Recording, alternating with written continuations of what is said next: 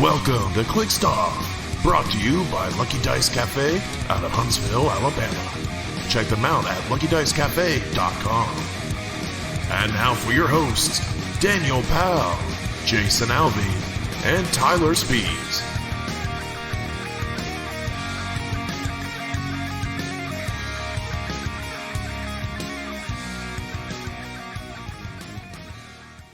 Hey everybody, welcome to Clixed Off today. This is your host Daniel Powell speaking, just letting everybody know that Clixed Off is brought to you by TrollandToad.com, the world's largest HeroClix retailer. Find HeroClix new and old on TrollandToad.com and use coupon code CLIXEDOFF for 5% off your HeroClix order. Merchant and pre-order items do not apply.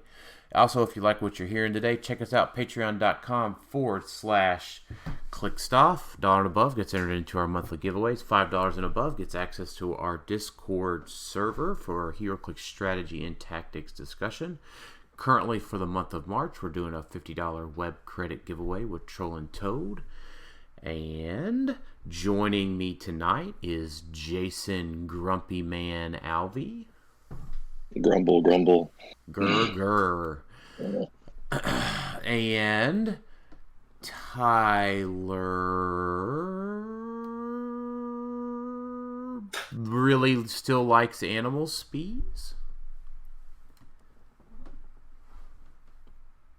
Maybe. Nope. Tyler's not joining us tonight. I was muted, my bad. Yep, alright. And then Alex making me warm up to ID's coups. Yep, that's my job. IDs aren't that bad. So no, he likes them because they're bad.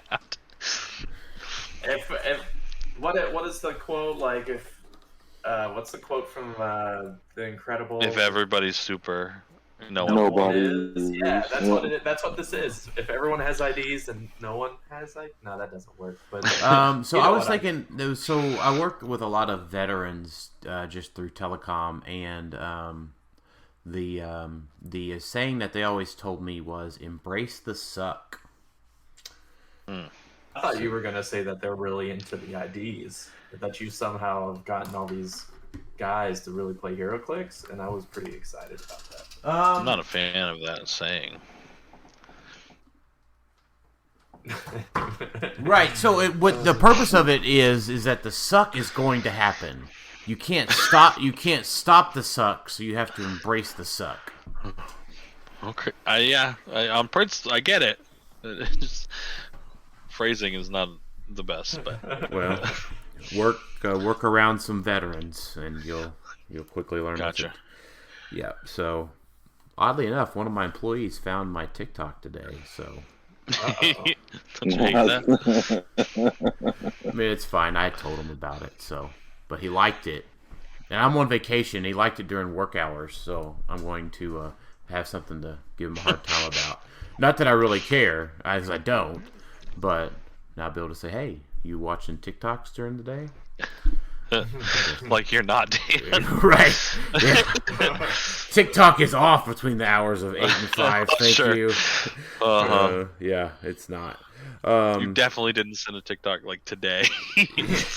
Oh, I guess you're on vacation. I'm on vacation, yeah. So I'm on vacation the rest of the week. So, all right. Anyways, so I would like to start out. So we got some questions tonight. We're talking about conventions, retirement, Silver Age, kind of catching up since I was off for a few days here. So I'll start off with Giordano's question: will HeroClix players ever be happy? And I would like to point out, I would like to just go ahead and say this emphatically. You guys can agree or disagree with me.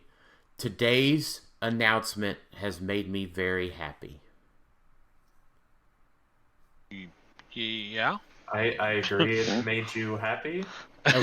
Do you agree that? Hold on, let me. Okay, well that's okay. Sorry, let me rephrasing. Do you agree that it also made you happy? Yes, I am happy for once. Okay. End episode. We could just end on that note.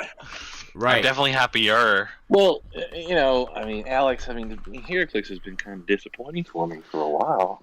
I mean, No. No. I had good reasons. They were just dragging ass on doing this.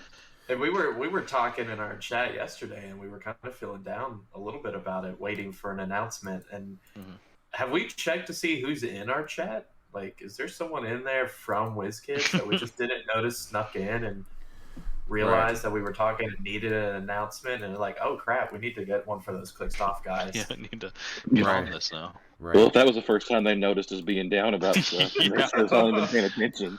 Yeah. So today's announcement was about convention exclusives and a return to Worlds. So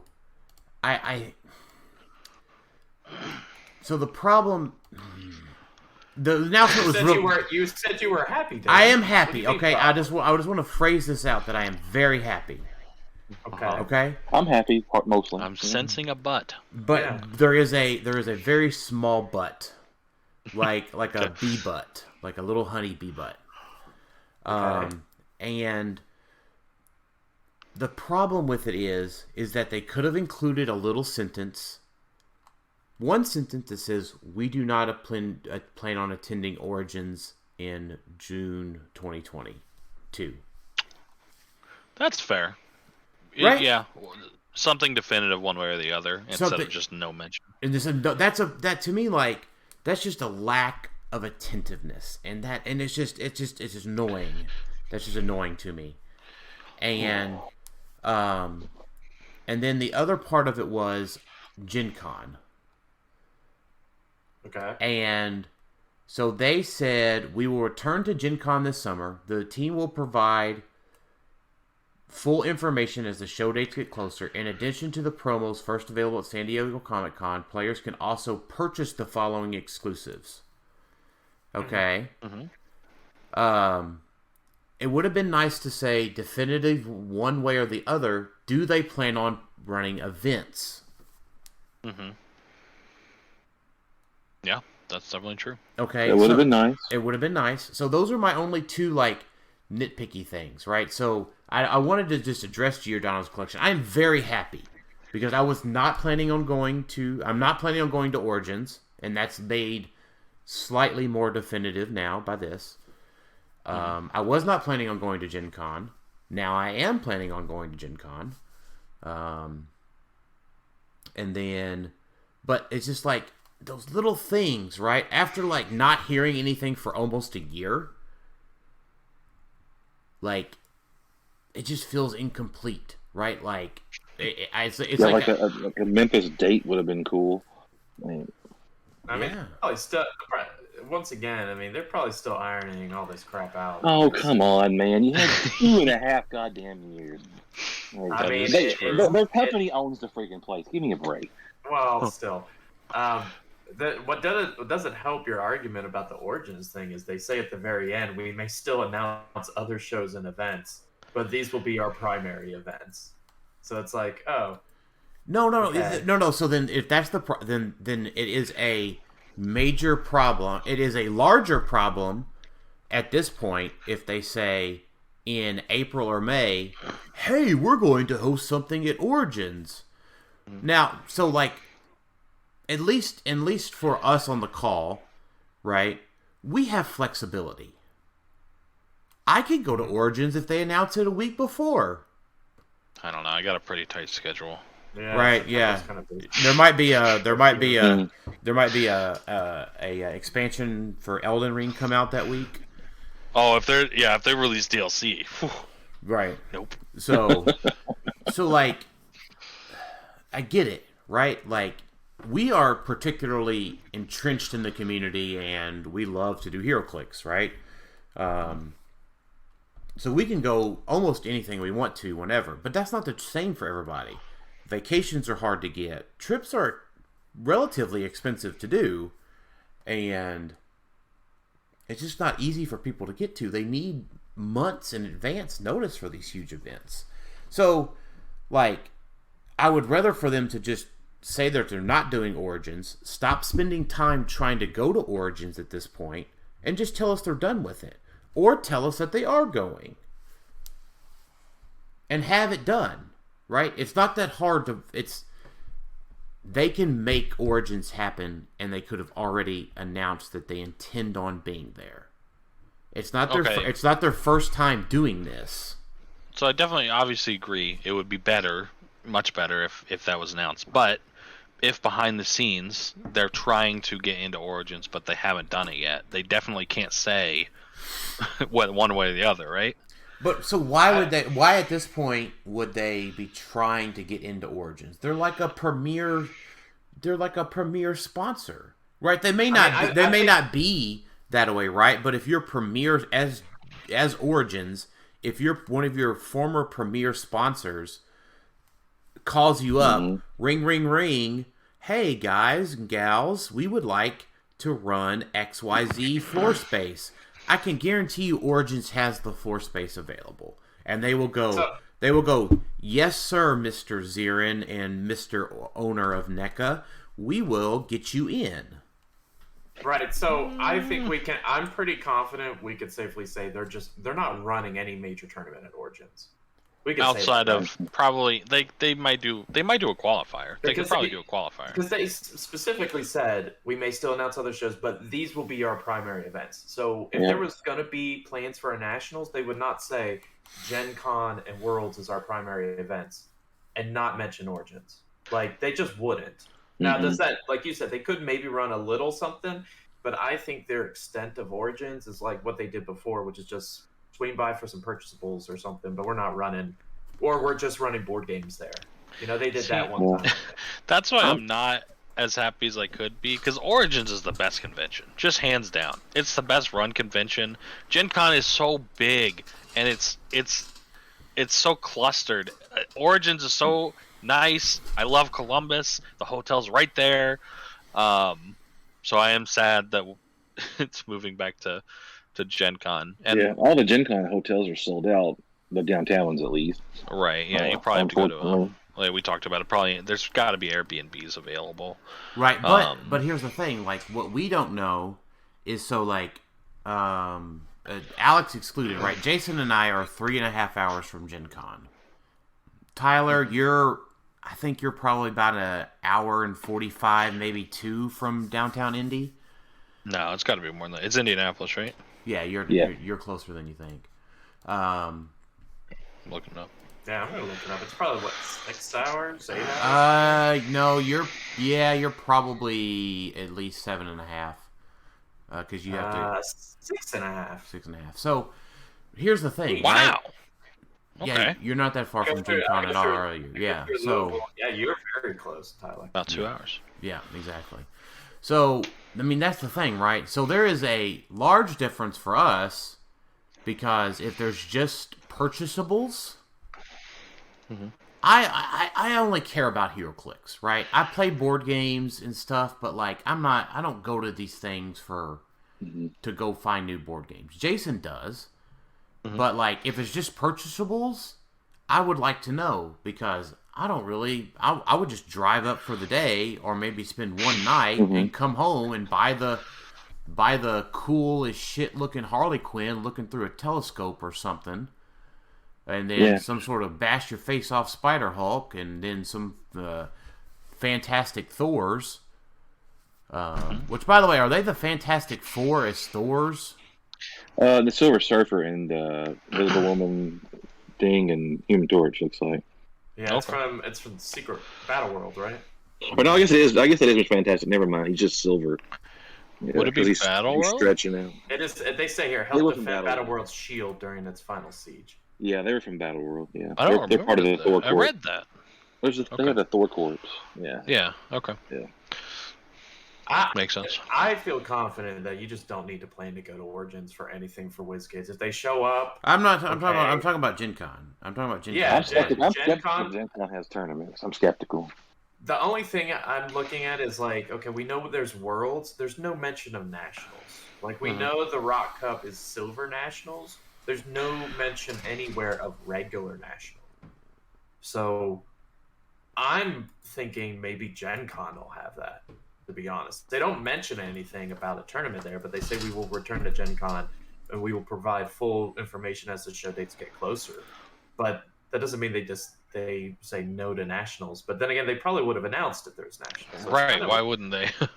It's kind of tricky, but I mean, I don't know. It's yeah.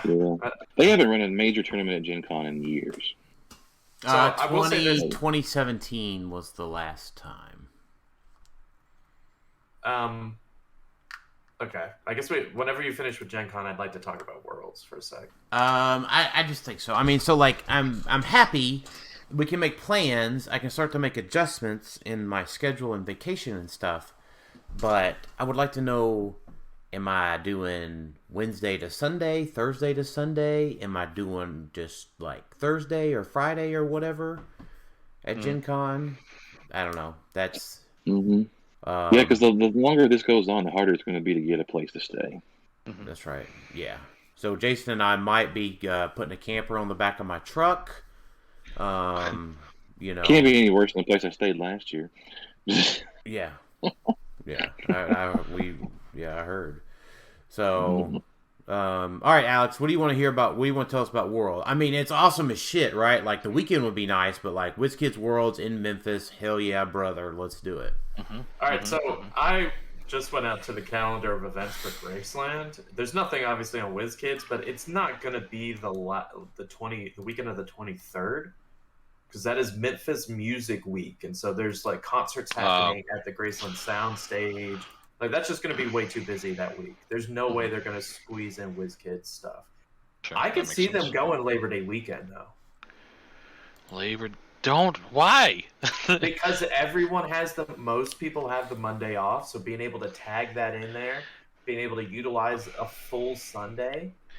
Yeah. I could see them 100% saying that's great. It's not a holiday that sure, people may go on trips, but at the same time, it's Graceland, so you could come on a trip there. You get the extra Sunday because you could leave on Monday. Like, I could see them using that. Yeah. I definitely wouldn't mind it, because that's fine for me. We don't have any sort of family things on Memorial Day. I don't know if anybody else would. Or Labor Day, sorry. Yeah, so I could see that, because there's nothing else scheduled for September right now. There's on the 29th I keep seeing her pop up on Facebook. This Angela Johnson Reyes is a comedian or something. Because isn't the Graceland Soundstage, isn't that the big convention center we went to? One of the stages is for the Soundstage. I don't remember, no. Yeah, I don't remember. Or it's a new live music venue. It's located in a recently opened Elvis Presley's Memphis Entertainment Complex. So it's got to be right there. I assume so, but it was September 6th through the 8th last time. Yeah, so that was around Labor Day, right? Yeah, it would have had to have been close to it. It's after that. It was actually, I guess it's actually after that, probably. Wasn't it October then, or no? Was it October?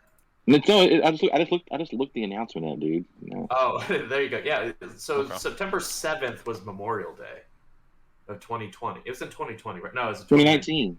Yeah, my bad. Yeah. Gotcha. It was the 9th. Yeah, so it was Labor Day weekend. The 9th was Monday. And yeah, that's right. Because I remember sitting here thinking, why is everything closing on Sunday? Like, why is everyone packing up early on Sunday if we have Monday off? Like, it was late that weekend. Yeah, they should have used all of Sunday. Because I remember the Troll and Toad or whoever was there selling stuff, I felt like they closed early on Sunday. Or all the concessions and everything was closed. Also, I mean, I personally don't want it that weekend, but I hope it's not that weekend. Yeah, I mean, if they've done it that weekend before, if I was a betting man, I would say it's that weekend too. But they could change it, you know. Yeah, and please don't start making plans based on what our conjecture. What our conjecture here is. So. I mean, just an educated guess. Just an educated guess. So, con exclusives, right? We didn't get any dials, so there's nothing really meta to talk about here. But it's an ID Collins. Well, so we get the Phoenix Sentinel. I did look it up. San Diego Comic-Con is the end of July. Yep. And then I think Gen Con's like the next weekend or so. So it's not like there's going to be a huge gap between San Diego Comic-Con and Gen Con. Yeah, it's like the next Will they weekend. be legal for Gen Con? So that Oh goodness. I mean, you'll be able to buy them there. So I don't think that'll be that big a deal. You'll be able to buy them there. Oh, that's true. That's fair. Okay. But what so about Starro? You know what? But yeah. I greatly appreciate the Starro situation. So, but yeah, so Phoenix Sentinel obviously is the one that a lot of folks have that their sculpt is very cool. The sculpt is very cool, right? It looks kind of like Iron Man. Is that the only one we've seen before? Have we seen the Batman before? No, not the Batman. I don't think we've seen any of these. Yeah, we haven't seen any of these. That was the only one we saw in that one picture somebody had, right? Yeah. Like it was a picture WizKids posted or something. It was like, how are you going to get it? And they're like, we're not telling. For 2 years. Yeah, but we also have Batwoman, Catwoman. They're Spider-Hawk. So that's Gen Con, and then that's San Diego Comic Con is those first two, and that's when Batwoman, Batman, and Catwoman get married, right? Yes, correct. I read that. That's from the War of Jokes and Riddles. That was a great comic. Yeah, I did it. So, and then Harley Quinn with a telescope? No, she's just a hammer. How is her hammer like a telescope? It helps your opponent see stars. Upsets me. I'm not a Harley Quinn hater. Harley Quinn has her place. She's gotten so popular, they just shove her into everything, it seems like. And this is just a normal Harley Quinn, no? It's just Harley Quinn with a hammer. Is it movie Harley? Maybe. I feel like they would have emphasized that. Maybe it's like quote unquote supposed to be, but not really. I don't know. It's just Harley Quinn. But yeah. I don't know. I don't have any color to add there. Sure. Yeah, I have no idea either. What I'm eager to see, and I'm like trying to spy in these pictures, if these are 2022 Con-LEs, that's what I want to know. Like, are these somehow still older ones that we're finally getting? Right. Oh wait, I can almost see Ashley Barton. Nope, can't. Like, you can see their dial. You can see the base, but you definitely can't see the numbers. I was kind of hoping that. It's almost. Wait, you might see it on Punchline. It kind of looks like a 2. Who the hell is Punchline? All right, so you're skipping ahead. You're skipping ahead. Okay. We already talked about the Fantastic Thors, but Spider-Hulk. Yeah, it does look like a 2, Alex. It probably is a 2. So wait, these things all have numbers at the bottom. What is this? What do you mean? Like a copyright on all the pictures, like S22. S22, but Batman and Catwoman have S19. I don't know. I'm reading to this is like we've looked. It's probably the copyright of the art, Alex. That's what you're thinking of. I hope so. Maybe. I don't know. I'm trying to see. I want to know because if these are older Con-LEs, and the copyright on the photo is the same on the back of the cards. It's a little bit different on the card because they have to pay to use the art on the card. Yeah. Okay. They told us. They told us that whenever they got rid of print and play. Spider-Hulk to me is a little bit frustrating because we've already gotten one. We did? Yep. Yeah, a long time ago. Web of Spider-Man. So I'm just not like with the advent of legacy cards. Hey. Too, right? Didn't we? Huh? Wasn't there one in Secret Wars? No, there was a Hulk with a bunch of arms. Wasn't that one technically a Spider-Hulk? I think it was just called Hulk. He was just Spider Island Hulk. This is actually Peter Parker or Spider-Man, like Hulk, I think. Oh, okay. Right. Yeah, like, so Jason, I get that you I get that you love Spider-Man and stuff. Like, I understand why you would like this, but like for me, right, with the first round of convention exclusives coming out of the pandemic, right, I'd much rather see a legacy card for Spider-Hulk. Right, we've already seen some drastically cool stuff that they've done with these. Right, you take Spider-Hulk, make him 70 points. I don't know. You need some help. Well, Right. Look, even talking about like convention exclusive legacy cards is not something we really want to start doing. Yeah, I mean, so it didn't have to be a legacy card, a convention exclusive legacy card. Just whatever, just release it in a set. Yeah, I get it. And Sculpt's cool. I didn't know that we had one, so this was one of the ones I was most excited about. This looks like this is a newer version than the other one we had anyway. Mm-hmm. It's based off art from a newer comic. Yeah, I mean, and that's fine. I get it. I'm not trying to like crap on the Spider-Hulk. It's just that's just one thing that I already knew that we've had, right? What are spider totems? But Spider-Man is a spider totem. There's like a spider totem in each multiverse universe, and they get eaten by Morlun. Oh. I know things. Interesting. The Fantastic Thors we already talked about because I got squirreled on that. They look really cool. Jason, can you confirm or deny what Tyler said was true? No, he's right on. That's yeah. right. What? Yeah. I read that one too. It's like there's a thing called the Web of Life and Destiny. Mm-hmm. Okay. It all came from the Spider-Verse comic. It is my least favorite part of Spider-Man lore. I wish it yeah. was not a thing. Morlun is like a vampire, and his family, and they eat spider totems to like stay alive and replenish themselves. And like all the Spider-Man are tied to this web of life and destiny. And yeah. Okay. Read Spider-Verse, dude. Get on Marvel Unlimited. Read Spider-Verse. It is a good comic, but you can basically just ignore all the spider totem stuff. That's what I do. Fantastic Thors look really cool. Like all their sculpts are great. I have high hopes for that. And I like the new packaging. It's in a box. My guess is that it comes with something else because it's a big package. I don't know if it's maybe like objects, maybe like a scenario or something like that. But I bet it comes with something other than just the 4 figures. Right.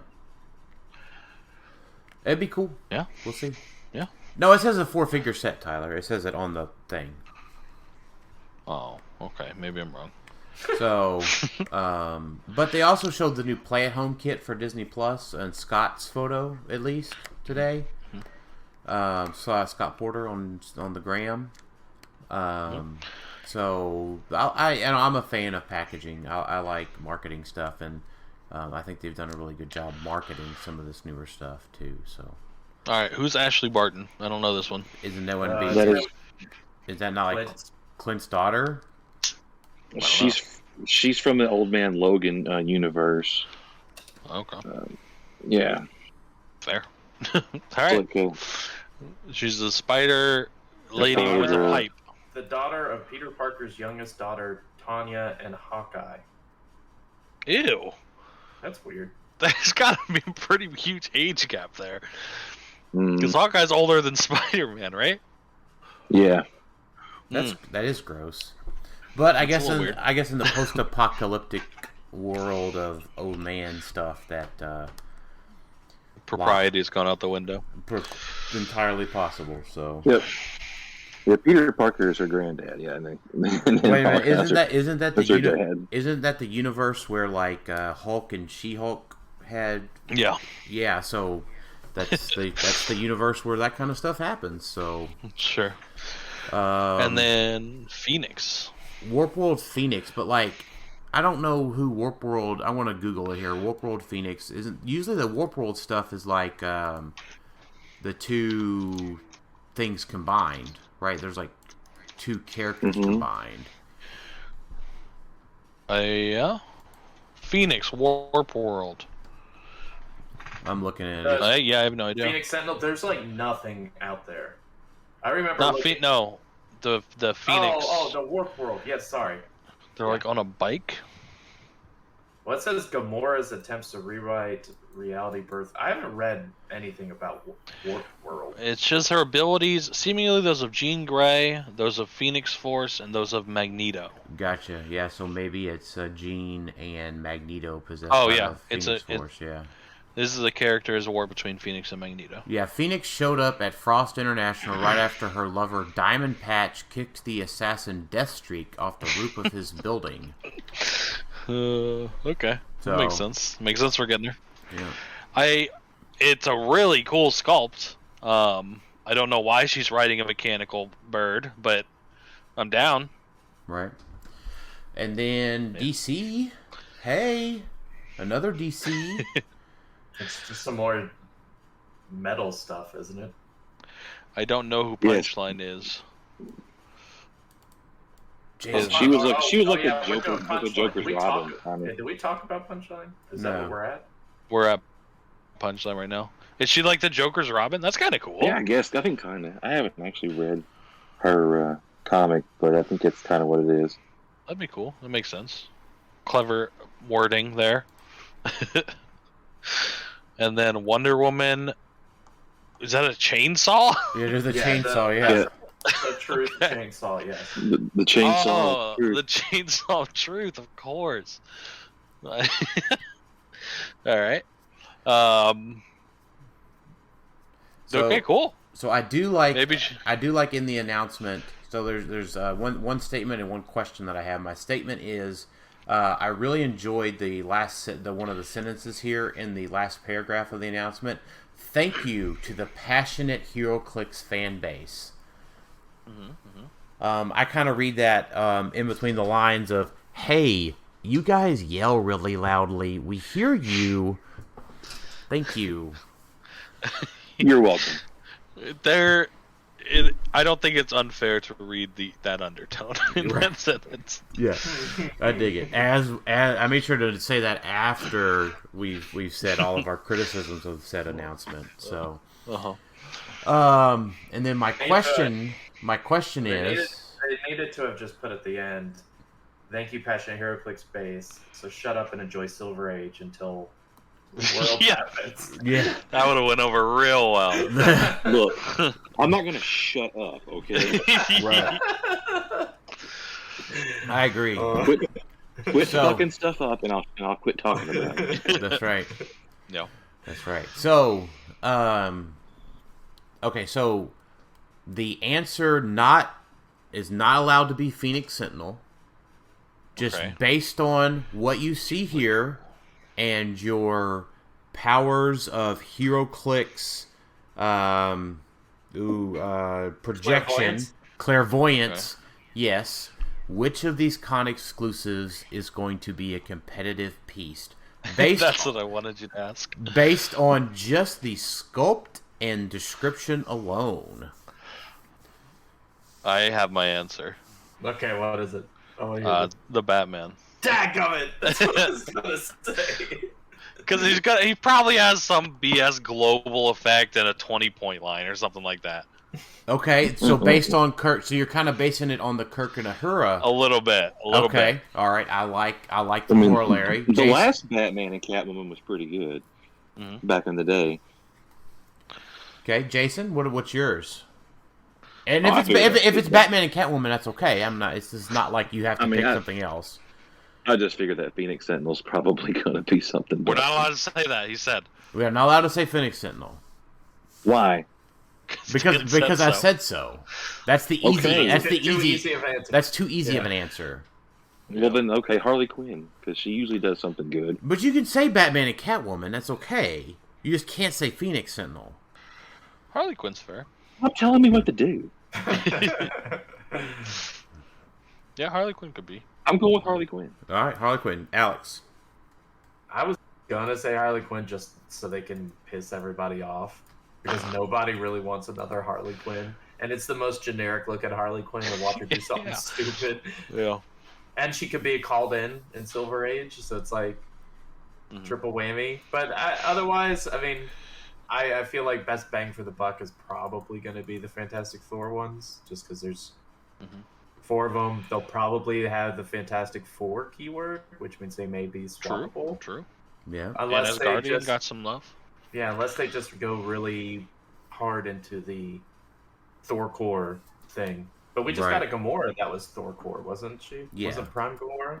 The police one. Right, no, it was Thor, because they were the police. Yeah. Yeah. So I think that would probably, unless they're just overcosted, I think they'll be good because they'll have Battle World Asgard. So true. I mean, I want Spider-Hulk to be badass, but I'm sure he probably won't be. But... Right. Yeah, I think Hulk and Spider-Man are both not normally meta pieces. And a monster. Like, I want him to be on Monster and be really good. Right. So I think from just an ID card perspective, like, you do have Phoenix and Wonder Woman, along with Harley, that can be IDable. So that gives them potential as well. I tell you what I would like to see as the most competitive one. I would like to see Punchline as the most competitive one. Okay. Okay. Is there a reason why you're rooting for Punchline? Just because you can just add in the jokes. And so, like, whenever she hits, you can be like, well, there's the punchline. Wow. Okay. Don't laugh at that. Okay. I'm sorry. It's so bad, it's good. So, all right. We got the Rock announcement last time we recorded, but now, as some people had doubted, that, ooh, this is just going to be a Rock thing, as the typical detractors do, WizKids announced the Modern Age rotation and addressed Silver Age and had it align with the Rock announcements, as if that wasn't already part of the plan.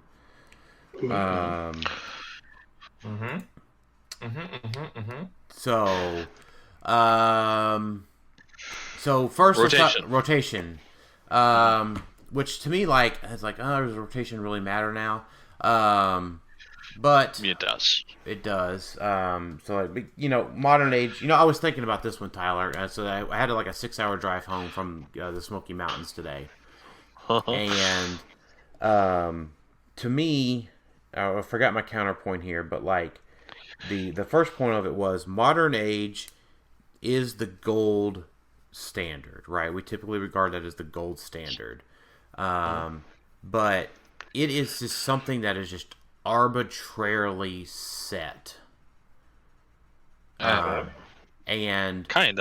it kinda is, right? Because it doesn't make sense why JOU is retiring this year, but Rebirth didn't retire last time.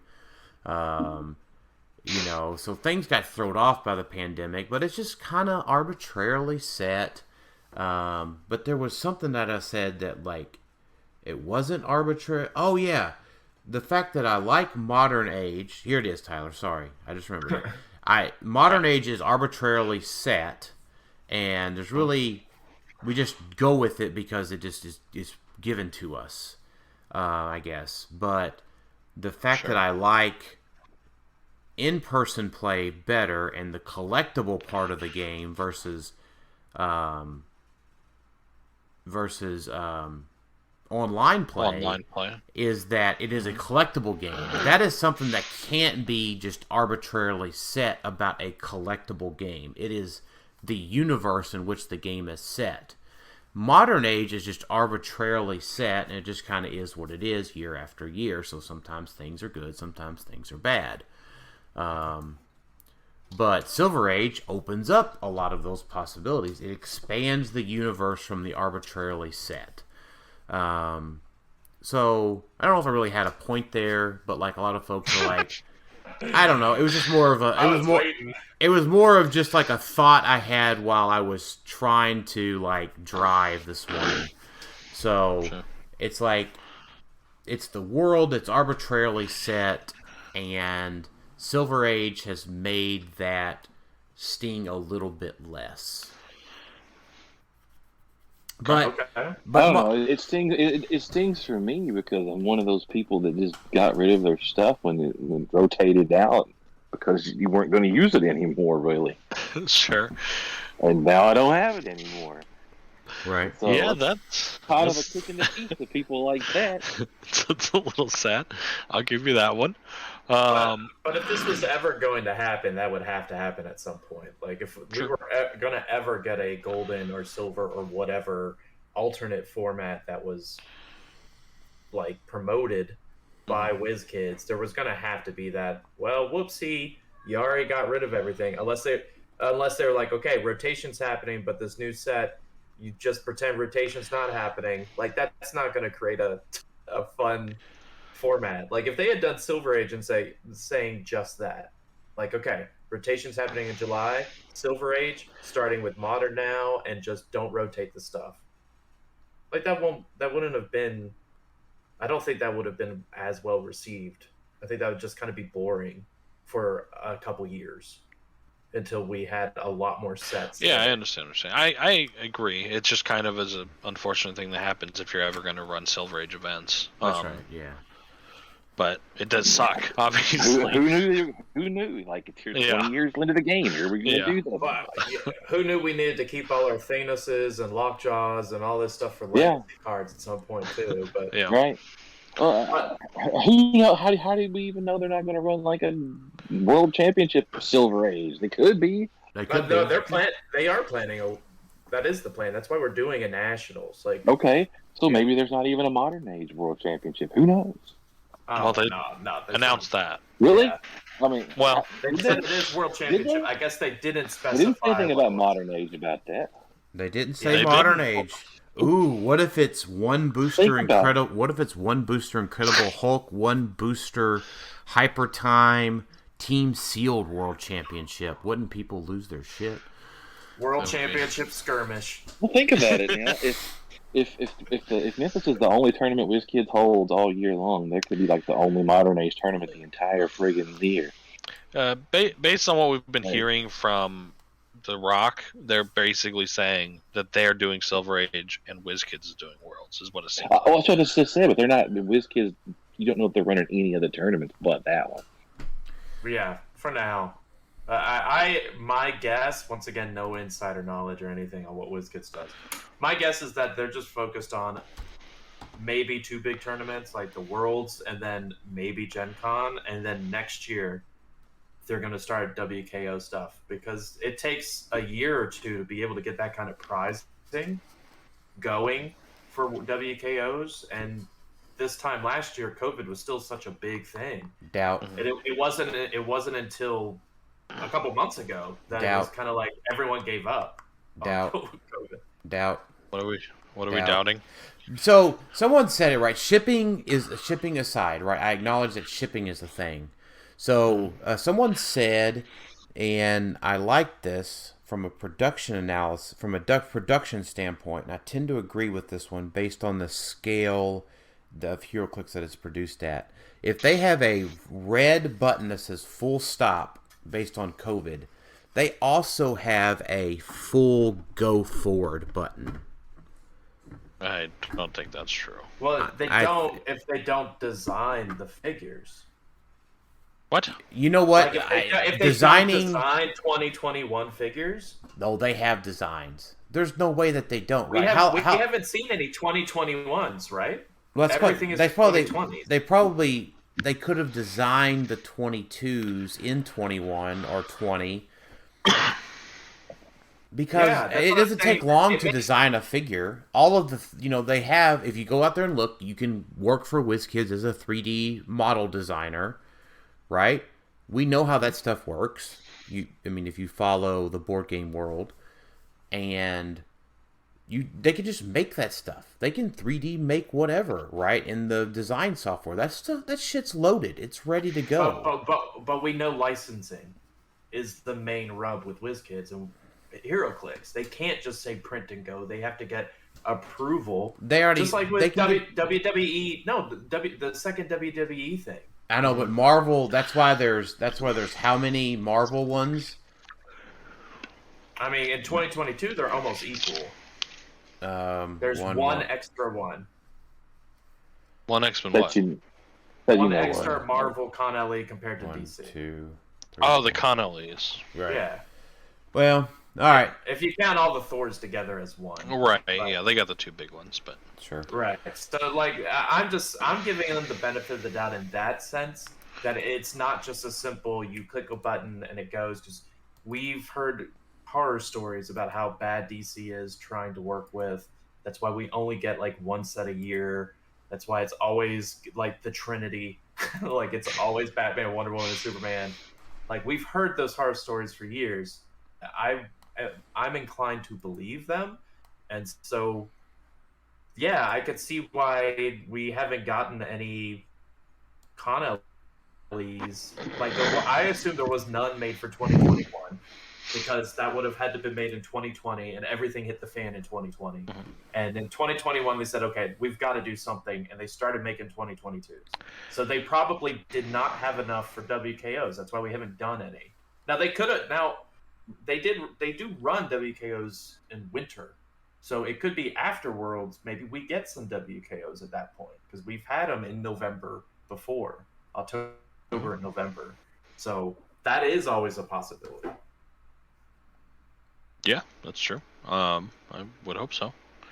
I know, getting back to the rotation thing, I know a lot of people were upset that JLU is leaving and all that, but I don't know why. So let's talk about what's leaving real quick. So 5-figure booster sets. We're losing Rebirth, ABPI, X-Men Animated, CAAV, and JLU. Mm-hmm. And then I think the only shocking ones out of that was JLU and maybe Captain America. Yeah, agreed. Yeah, that's what the two people were talking Well, about. so it depends. I mean, that's the most normal line, I would say, Alex. There are folks that would say, hey, you know, XDPS and XDPS and Ford, right, didn't get to see an in-person Worlds at all.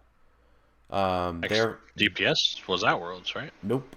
Yeah, it was. It wasn't legal. It came out It was afterwards, teams. Yeah, it was teams. we played for it in teams, but it was not legal. So, you know, one would say that maybe it gets a stay of execution until, say, December of 22, and then a rotation after that. So more just an acknowledgement of some of the stuff that I've read, and you know, I would say that's a pretty convincing argument. It did not get to see an in-person Worlds. You know, therefore it gets a stay of execution until December of 22.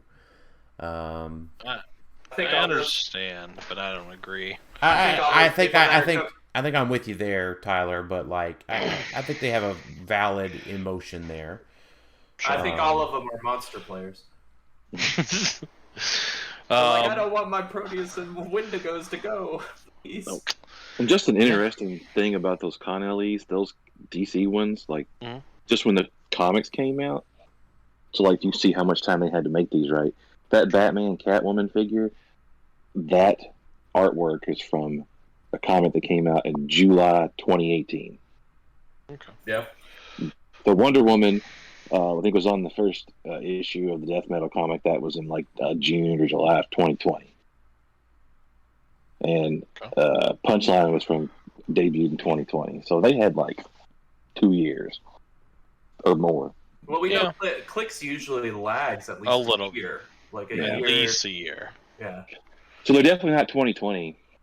Well, I mean, those two definitely aren't 2020 Connelly. The earliest would be 2021. That makes sense. Yeah. The Batman Catwoman could be, but it could be. We'll have to see the. I feel like I've seen it before for some reason. Like I feel just like as long as it's not, just as long as it doesn't come out with the wording errors that Batman and Jarro have. Speaking of which, we don't know where they're coming from, right? That's true. They do. Well, we know that they gave them out at Gamma, but we don't know where those are coming to the masses. Wait, they gave them out? Yeah. So when you go to the at Gamma, when retail, do you understand how that works, Tyler?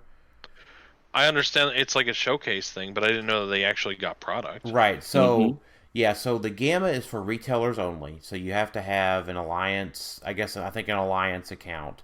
And then you get invited to come out to Gamma, so you go out to. They usually are in Reno. I don't know if this year's was or not. I don't know. But you usually go out to Reno, and then all of the game makers are there, right? So NECA, Jason could probably tell me some other people off the top of his head, right? But cool board game stuff, and you get swag bags. So you come home with a whole suitcase full of stuff, and then WizKids gives out the grab bags there. This year they just so happened to give out Batman with Jarro, and that makes me pump for Worlds. And Lady, man. You remember the one grab bag we got? Like you paid extra for the storms, the Asgard storms. Yeah, hopefully there's something like that. That was sweet. I remember that. It's like that's a nice little thing. That was nice, yeah. So, yeah, we don't know how we're going to get Batman and Jarros, which I guess was a little bit of an annoyance from the announcement today as well. They didn't acknowledge Batman with Jarros, even though they are in the wild now and for sale.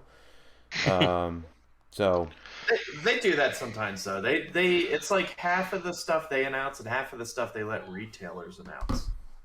It's like they don't make a lot of it. Like most of the announcements we get for sets are from people that have the solicit. They make the announcement like way later on their website after everyone's already knows all about it. Right.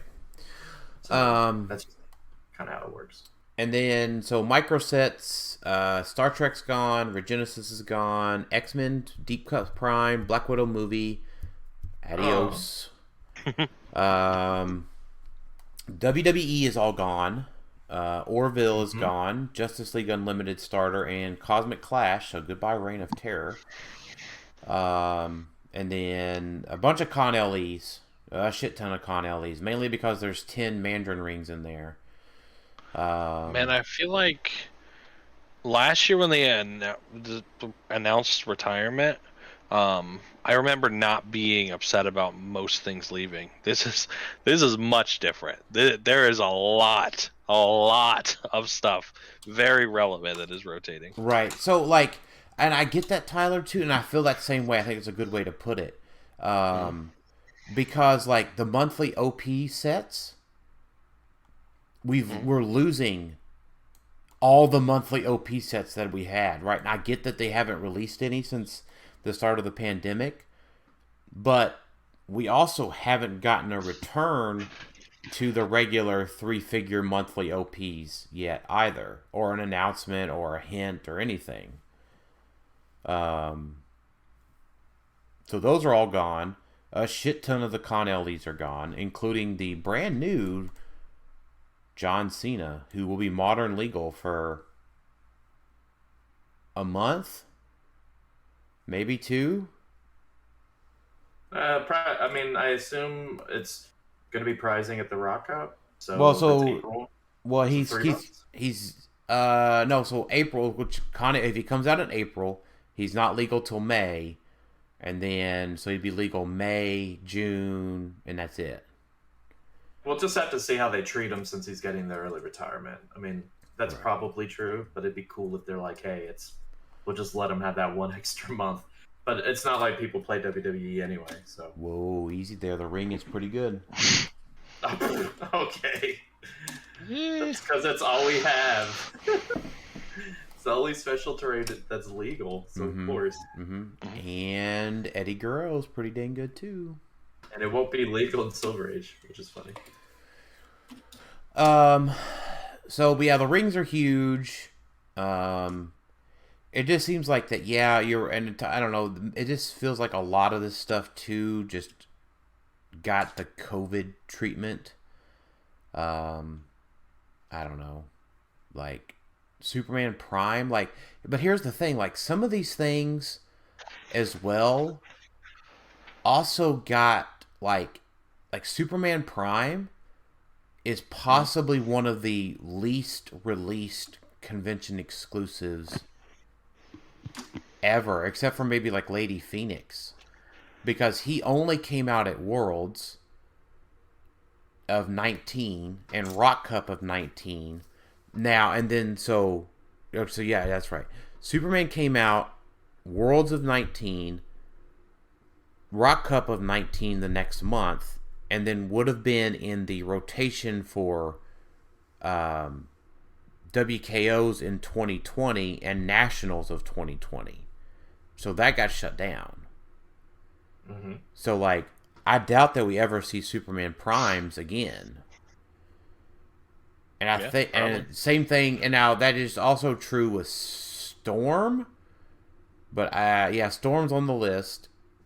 Storm came out at that Worlds, because that was one of the reasons that Isaac's team was so good, was there wasn't that Storm yet in Modern. And then what else? I think that was maybe it. The Weapon H's, those were the buyables. Robbie. Yeah, Robbie. Robbie.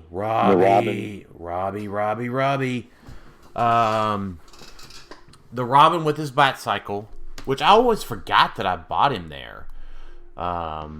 Static Shock, maybe? I'm not sure. The Raven. Yeah, seems right as well. The Raven doesn't. The Raven seems like she came out earlier. Same thing with Kyle, because we got all them in the rock kits. So maybe that's it. Miles and Gwen. I think as well. They saw play with Wingard. They did. So, anyways, yeah, you're right. I agree with you, Tyler. I think I said all that to say this retirement feels like it hurts really bad, but that's probably a side effect of the pandemic. Yeah, the only things that survived that shouldn't have survived last year was Rebirth and ABPI and Regenesis. So we kept all the gems. One extra year. That's really all that came out of APBI, Regenesis, and Rebirth, besides like Oz or something. It was the gems. Right. And everyone's enjoyed the gems. Like, everyone's talking about the rings because they're all listed out there. Yeah. So it's easy to say, oh, here's all the rings. But we're losing all the rings and all the gems at the same time. True. Right. So that immediately... Now, we're also... Like, before that happens... There's going to be an object extravaganza because we're getting objects in Disney Plus, and then I doubt Exoswords will be legal by rotation, but maybe because we're getting a bunch of swords in Exoswords. So right, it wouldn't be legal by rotation. At least the solicit that I read said it starts in July. Yeah, so we're going to get some more objects. So it's not like we're going to be in a object or equipment empty play. It's just we're so dependent on the gems and the rings that we're just going to have to adjust, like we always do. Mm-hmm. Right. Waldo Arms, baby. Yeah, well, they're still there.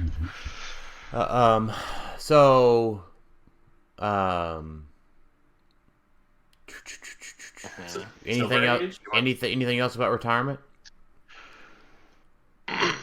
Not that I can think of. Obviously, we're going to have to later on go through. Yeah, I mean, so we usually do like our in memoriam, like the end of The Walking Dead, at retirement time, right? So there's still time to play these folks. So and we got a bunch of events to maybe do that at. So that's right. We did. Well, we did. Some events. We do. PJ's event. So there's an event in the that Zach Strong is running this weekend. There's PJ's event. I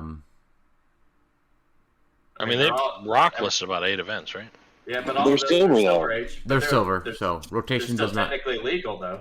Rotations That doesn't count matter. for modern. Yeah, it's modern, Doesn't right? matter. It's the arbitrary world that we live in. That's modern age being the gold standard. And there's probably going to be events that pop up in May and June. Like, I could see people running events in May and June after the Rock Cup. We'll see. People just haven't done anything yet. So Start announcing them, folks. Fingers crossed. Yeah. So Silver Age. Hey Tyler. Hey. Our boys are off the watch list. Yeah, that's true. That's right. Don't worry about them. They're fine. No issues with Uni or Giganto and Namor. They're totally fine characters. You should not ever worry about them in Silver Age. They were removed from the watch list. They are so powerless. And Mini Shredder. It's just so powerless. No need to worry about those guys. And that's true. Yes, 100%. So that's the takeaway on Silver Age. No, Okay, I'm just kidding. no, Before we go on real quick, sorry, I want to make sure we don't miss anything. Michael Holloway, what are the odds? We talked about that at Gen Con. Thank you for your question. Sorry, I did realize. So, if it's okay, I just want to, before we talk too much about Silver Age real quick, I want to just answer a couple of questions that we have. Richard Zadaluki, this is his first year back to Clix. This is his first year back to Clix that's having conventions. What price do you see the Sentinel in Phoenix settling at? And how long should I wait to snatch him on the secondary market? I'm in Nebraska, too far to cheaply travel for any of the cons. So here's what I would expect at a minimum, Richard. Now, obviously, depending on the meta playability, things can change. So let's just say the Sentinel costs $50. Yeah, right. Fair. So it's $50 to buy it at the con. The size of that box, it's $10 to ship it with shipping a box, shipping and handling, right? All of the fluffy air bubbly stuff. And then that person that bought it for you, or bought it at the event, right? They had to pay to travel, pay for hotels, pay for badges, pay for food, all of that cool stuff, right? So at a minimum, probably like a 25 to 30% tip to help them offset the cost of their con expenses, right?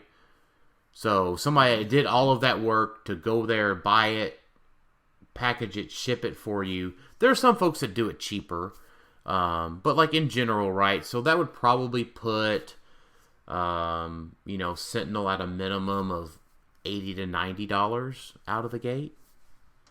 Oh yeah, he says, what would it settle at? I would guess somebody's going to post it for $100 opening weekend. That would be my guess. Pretty quickly, right? Somebody just looking to make some of their monies back. Yeah. Yeah. I would say the first one is going to be like 150, 200 if it starts at 50. Maybe. I don't think so, just because they know that everybody's going to you're going to be able to buy them somewhere else in like 2 hours. So normally you can't do that. But yeah, I would. Where it settles just completely depends on pretty much the dial, right? If it's just completely useless, it'll probably settle at 60 to 70. And then eventually, if it's useless, meta competitive wise, it could settle below the sell price. Yeah, I think that'd take a bit, but yeah, it definitely can. Right, like I've sold the Ghost Rider Mammoth fella for below what it cost to buy it at the event. Now I won it, so I didn't have that much into it, but I've sold it below. Yeah, that makes sense. I'm gonna say 100, 125. Oh, this is where it's gonna settle? That's Master Mold. Didn't that happen with Master Mold? Master Mold was $100. That's how much I think this is going to be. No. I'm just saying we're just basing that off of a $50 sell price, Alex. I think this is an unrealistic start price. You really? You think he's gonna be 100? He's not Master Mold. 70 minimum. What? He's gonna. I know size-wise he isn't, but the box probably is. Yeah. Yeah, but the size is where the expense comes from, right?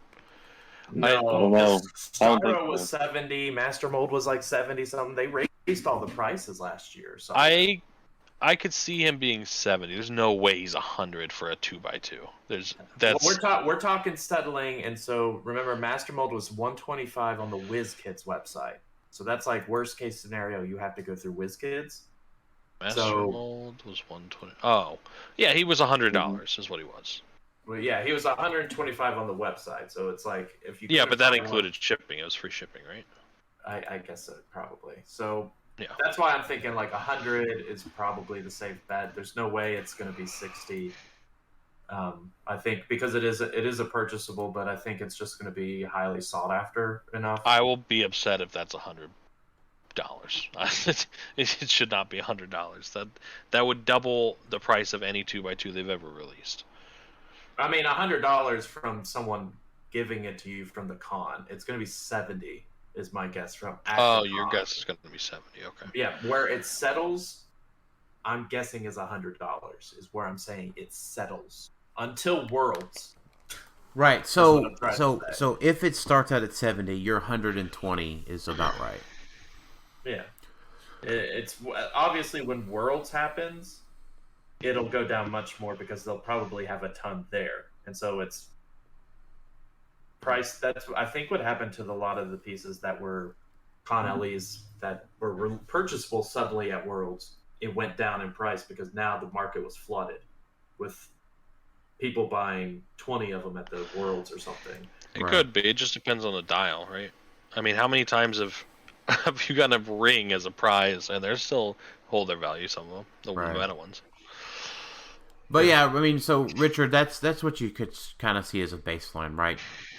$10 shipping, 20% tip at a minimum, and that kind of gets you your entry. If it's a meta one, then maybe double its purchase price. Mm-hmm. So John Morley, I think the only thing I wanted to touch on here, we talked about his retirement thing. Worlds and qualifications. How do you think it should work this year? Everybody that was qualified before, they didn't lose that data. Those people get qualified for 2022. Well, yeah, but how do you? What if you didn't go to that Worlds? How do you qualify? Say what? If you didn't go to the last Worlds, how do you qualify for this Worlds? So the Rock had points where you qualified. Mm-hmm. There were WKO wins from the winter and fall WKOs of 2019 and 2020. Okay, but if there's a new player that started 2 months ago, how are they getting qualified for Worlds? So one thing to keep in mind is WKO points have changed. What? So, yeah. Again? So it used to be you needed 100 points to get into Nationals and 200 to get into Worlds. Now it's 25. Yeah, they lowered that a lot. And 50 to Worlds. So are they transferable now? That's a good question. Let me ask Howard. Yeah, message him, please. Let's just Skype him into this Discord and ask him real quick. Okay. I'm real honest. It's not even the Rock's fault. But I am so sick of hearing WKO points just because they released them and then everything stopped, so they just didn't matter. So I've had 300 for it seems like 5 years, and it just is sitting there it's just irrelevant. But that was always the intent, though. You didn't really lose the points. Mm-hmm. It was always. I remember when they came out and was doing the math. If you were a highly competitive player, mm-hmm. points just don't matter for you because you just didn't have to go to many tournaments. They rolled over. It was always going to be the case. It was okay, the points were always just, hey, if you're Joe Schmo and you only go to 1 or 2 tournaments, mm-hmm. Or if you're new to the game. Yeah, new to the game, you got to go to maybe a qualifier or play in one of the tournaments before mm-hmm. at Worlds to qualify to get in. But if you're a competitive player that goes to 2 to 3 tournaments a year, you're kind of going to naturally get the points for the most part. That was originally. But now they've lowered it because obviously there's not a lot of tournaments to go around. So they've cut it by a fourth. So instead of 200 for Worlds, it's 50. That means a lot of people qualify for Worlds because they want everyone to come out, right? They don't want people to... Most likely they're going to have qualifiers there, right, the day before. Right. Yeah, or I like this one. Just fucking everybody gets to qualify. That was my initial thought when I read it, because for it being this a crazy last couple of years, they're first coming back. You don't really want to stop anybody that wasn't able to get points. Mm-hmm. So I get that for sure, and that was kind of my spot or my first thought, but that just really makes WKO points worthless because he's just not using them again for a whole another year. I agree. It also makes the first 2 rounds of Worlds fucking chaos. Right. You also don't want to take away play-in tournaments because some people use those to their benefits as a warm-up or to get prizing or I agree. Or whatever. I agree. So, I quickly dismissed that idea, but part of me likes the craziness of it. yeah, that's where my head first went. And then somehow, if there was 300 people that entered because of it, like Tylor and I would still get moused round one. True. So, so one more question, and I do appreciate the question here from Anthony Barnstable, who doesn't typically write in to us. What are your personal plans for attending large conventions this year? We talked about that a little bit. And then what COVID measures will you take for these? And what do you hope event organizers take for things? So I think, Anthony, you probably don't listen to us too much, if I had to guess, because we just, whatever the government says to do is what we'll do. Yeah, that's pretty much the answer. Right? None of us are particularly worried more than, the government, like whatever the county says is going to happen. Right. I know that we talked about it earlier, Gen Con is requiring masks and vaccination cards. So I think that's fine. That's right. Both of those are right. So I guess if you want an opinion, I don't particularly like to wear masks. Mm-hmm. It's not my favorite thing on the planet to do, but if Gen Con requires them, I will gladly properly wear a mask to play in tournaments and or buy convention exclusives. Whatever. Yeah. It just is what it is, so yeah. I don't know, either I'm trusting the government here on their mandate plans or health and safety guidelines, or I'm not. So if they say you don't need to wear a mask, I don't know, do you need to wear one? I don't know. Which way do you want me to go? Gen Con's pretty locked in stone. For Worlds, it'll be... I agree. It's in the future. We won't know. And my guess is it'll probably be a little bit less lax because it's not as big of an event. Or more... It would be more lax. Yeah, more lax, less stringent, right? Mm-hmm. But if they come out and Worlds say that let's just say WizKid says that you need to be masked and vaxxed and boosted, mm-hmm. I'm there. It doesn't bother me. Whatever. Well, yeah, we're all going for sure. Yeah, I'm going. I can absolutely see right now, Graceland doesn't require masks. Okay. Because Memphis doesn't require masks. Sure. Tennessee kind of gave up. Yeah. They recommend it, but it's not required. Which is probably where most people are. I can absolutely see, because you're in close quarters for HeroClix, mm-hmm. them saying you need to have a mask. Like, you need to just wear one. Yeah, they could. And that's... Yeah, because you're only, 4 feet away from facing your opponent. So, Yeah, I will say I will definitely be bringing hand sanitizer and using it every round. Yeah, so, I already done that. Right, yeah. So I did that before the pandemic, right? Mm-hmm. So, unless they somehow make giant apparatus to where you were in science class where you put your hands in the gloves to go reach for something in a field, and they do that for this where it's you put your hands out and that's where the map is located. Mm-hmm. Unless they do something like that, they're just going to require masks. I think they'll spray things down and they'll require masks, because as we all know, WizKids has been hyper hesitant to do anything. That's why we haven't had anything last year when things were kind of winding down, but then ramped up. Their first go back, and it's only them. There's no way they're going to risk anything. So yeah. So I think from Clixed Off's perspective, whatever WizKids wants us to do, we'll do it. You're not going to hear me complain, oh, I gotta wear a mask, or oh, I don't know, I don't give a shit. I'll wear it. Just fucking feed me Con LEs, boys and girls. Sure. Right? Give me design a figure, right? Let me play for that, right? Let me whatever, right? That's what I want. I want my name under the rock of a juggernaut or whatever, Sure. All right, we heard it here. He's making Juggernaut if he wins. That's right. Oh, you know what? Wouldn't that be fucking... I would be so upset if you did that. Wouldn't that be hilarious? I would be so mad at you. What if I made a Juggernaut that was better? I'd be so upset. The same What if thing. you actually played the figure you made? Yeah. Yeah. What if I made the exact same one, but they made it 165 points instead? Yeah, that's what you write in. I went Tylor's figure, but less points. Oh man, that's hilarious. Oh, you'd be so mad. Hold mad. dial for 100 points. Let's go. No, it's not. Let's stop giving people ideas. And we suddenly want them to have the Eternals keyword as well. Those are my only 2 requirements. Right. Oh man. So, anyways, all right, I think that's it. So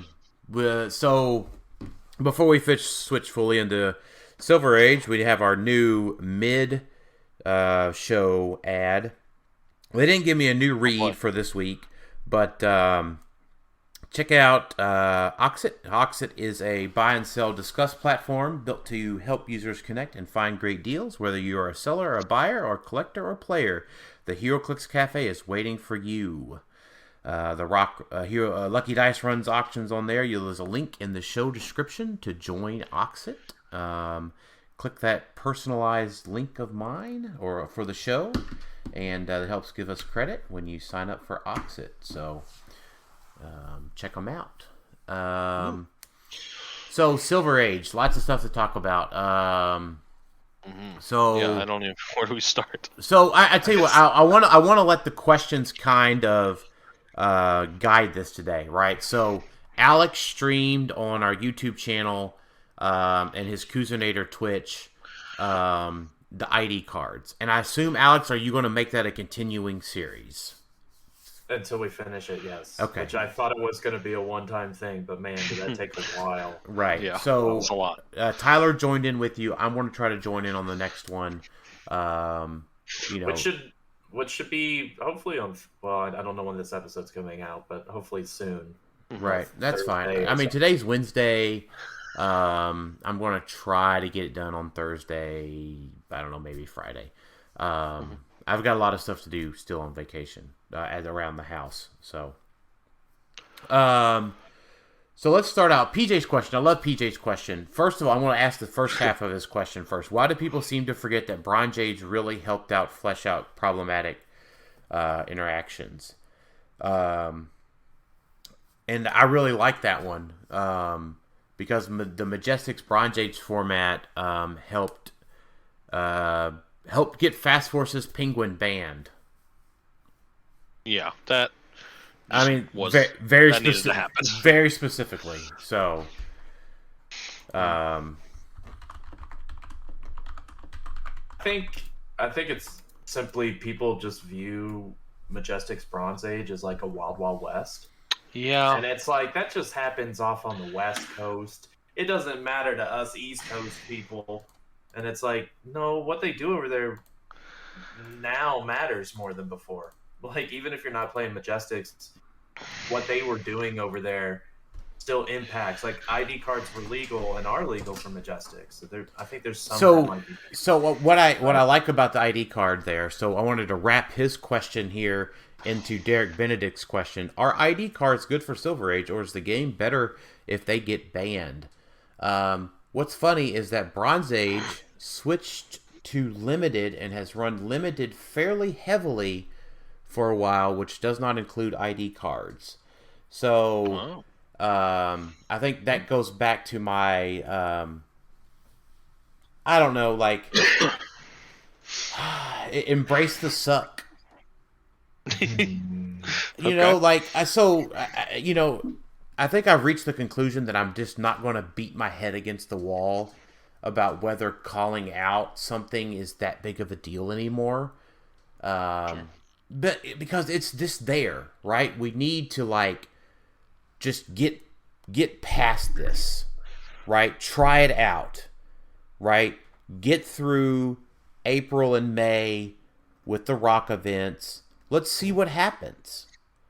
You know, if it's a big deal, then maybe 2023 Silver Age season looks different. Can Can I make a comment on that? Yeah, well, that's why you're. I don't know, Alex. Are you on a podcast for a reason? Well, are we gonna get to the ban list? We never actually said the ban list for Silver Age. Yeah, that's fair. We can. And Yeah. watch list. So the ban list. Let me. Where the frick is it? So I can. Yeah, I have it. he knows it. All right. Yeah. All right. So, just for those that aren't aware, so The Rock is running Silver Age, and so we are heavily involved in what happens on the ban list and the watch list. We're in contact with WizKids. It goes through their normal approval process and all of that, but there is a process there, and our intent for Silver Age is to review this frequently, review tournaments reports frequently, and to see if anything gets out of hand, we handle it swiftly. And that is what's happened with this initial ban list. Our first ban list before this announcement came out was actually much shorter than this. And then when everyone was talking about ID cards, all the ID cards being legal, there was a big uproar about US Agent and a few other things. And so the ban list currently is all special terrain dials, which I'll talk about in a second, the Blackbird resource dial. So Blackbird is legal, it's just resource dial isn't. That's something we wanted to do because it didn't make sense why you couldn't play the Jet without the resource. Penguin is still banned. They banned Hawkeye and Vulture. Jason Wingard is banned because of Infinite Things. If you don't know anything about that, there's Majestic articles about it. And then there's 3 IDs that are banned. Captain America, Green Lantern, and US Agent. The specific reasons why they're banned is pretty clear. US Agent means that you can't use barrier or stealth or anything. It was cool at the time, but it's overbearing now because an Alpha Strike team could just play that card and say, "Ha, you're screwed, I'm coming at you next turn." Yep. Way different game than it was when that was out, so that's why that was banned. Same with Captain America, Green Lantern.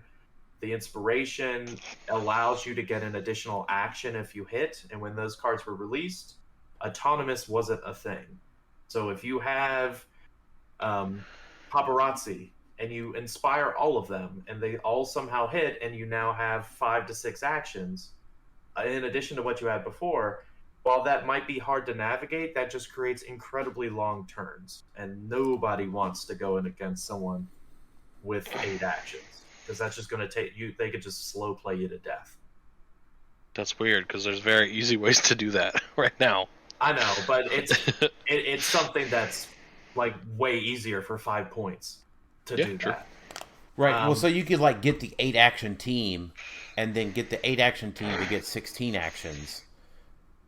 Plus maybe like 8 autonomous actions. That's not sure. So you could take like a 32 action turn. Yeah, it's pretty ridiculous. Special terrain was a little bit more difficult. Modern maps were made without special terrain in mind.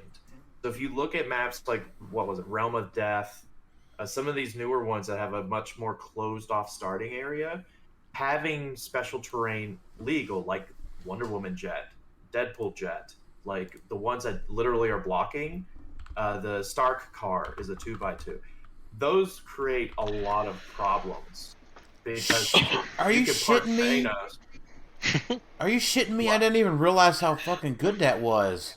It's banned. Well, it's banned. Shit.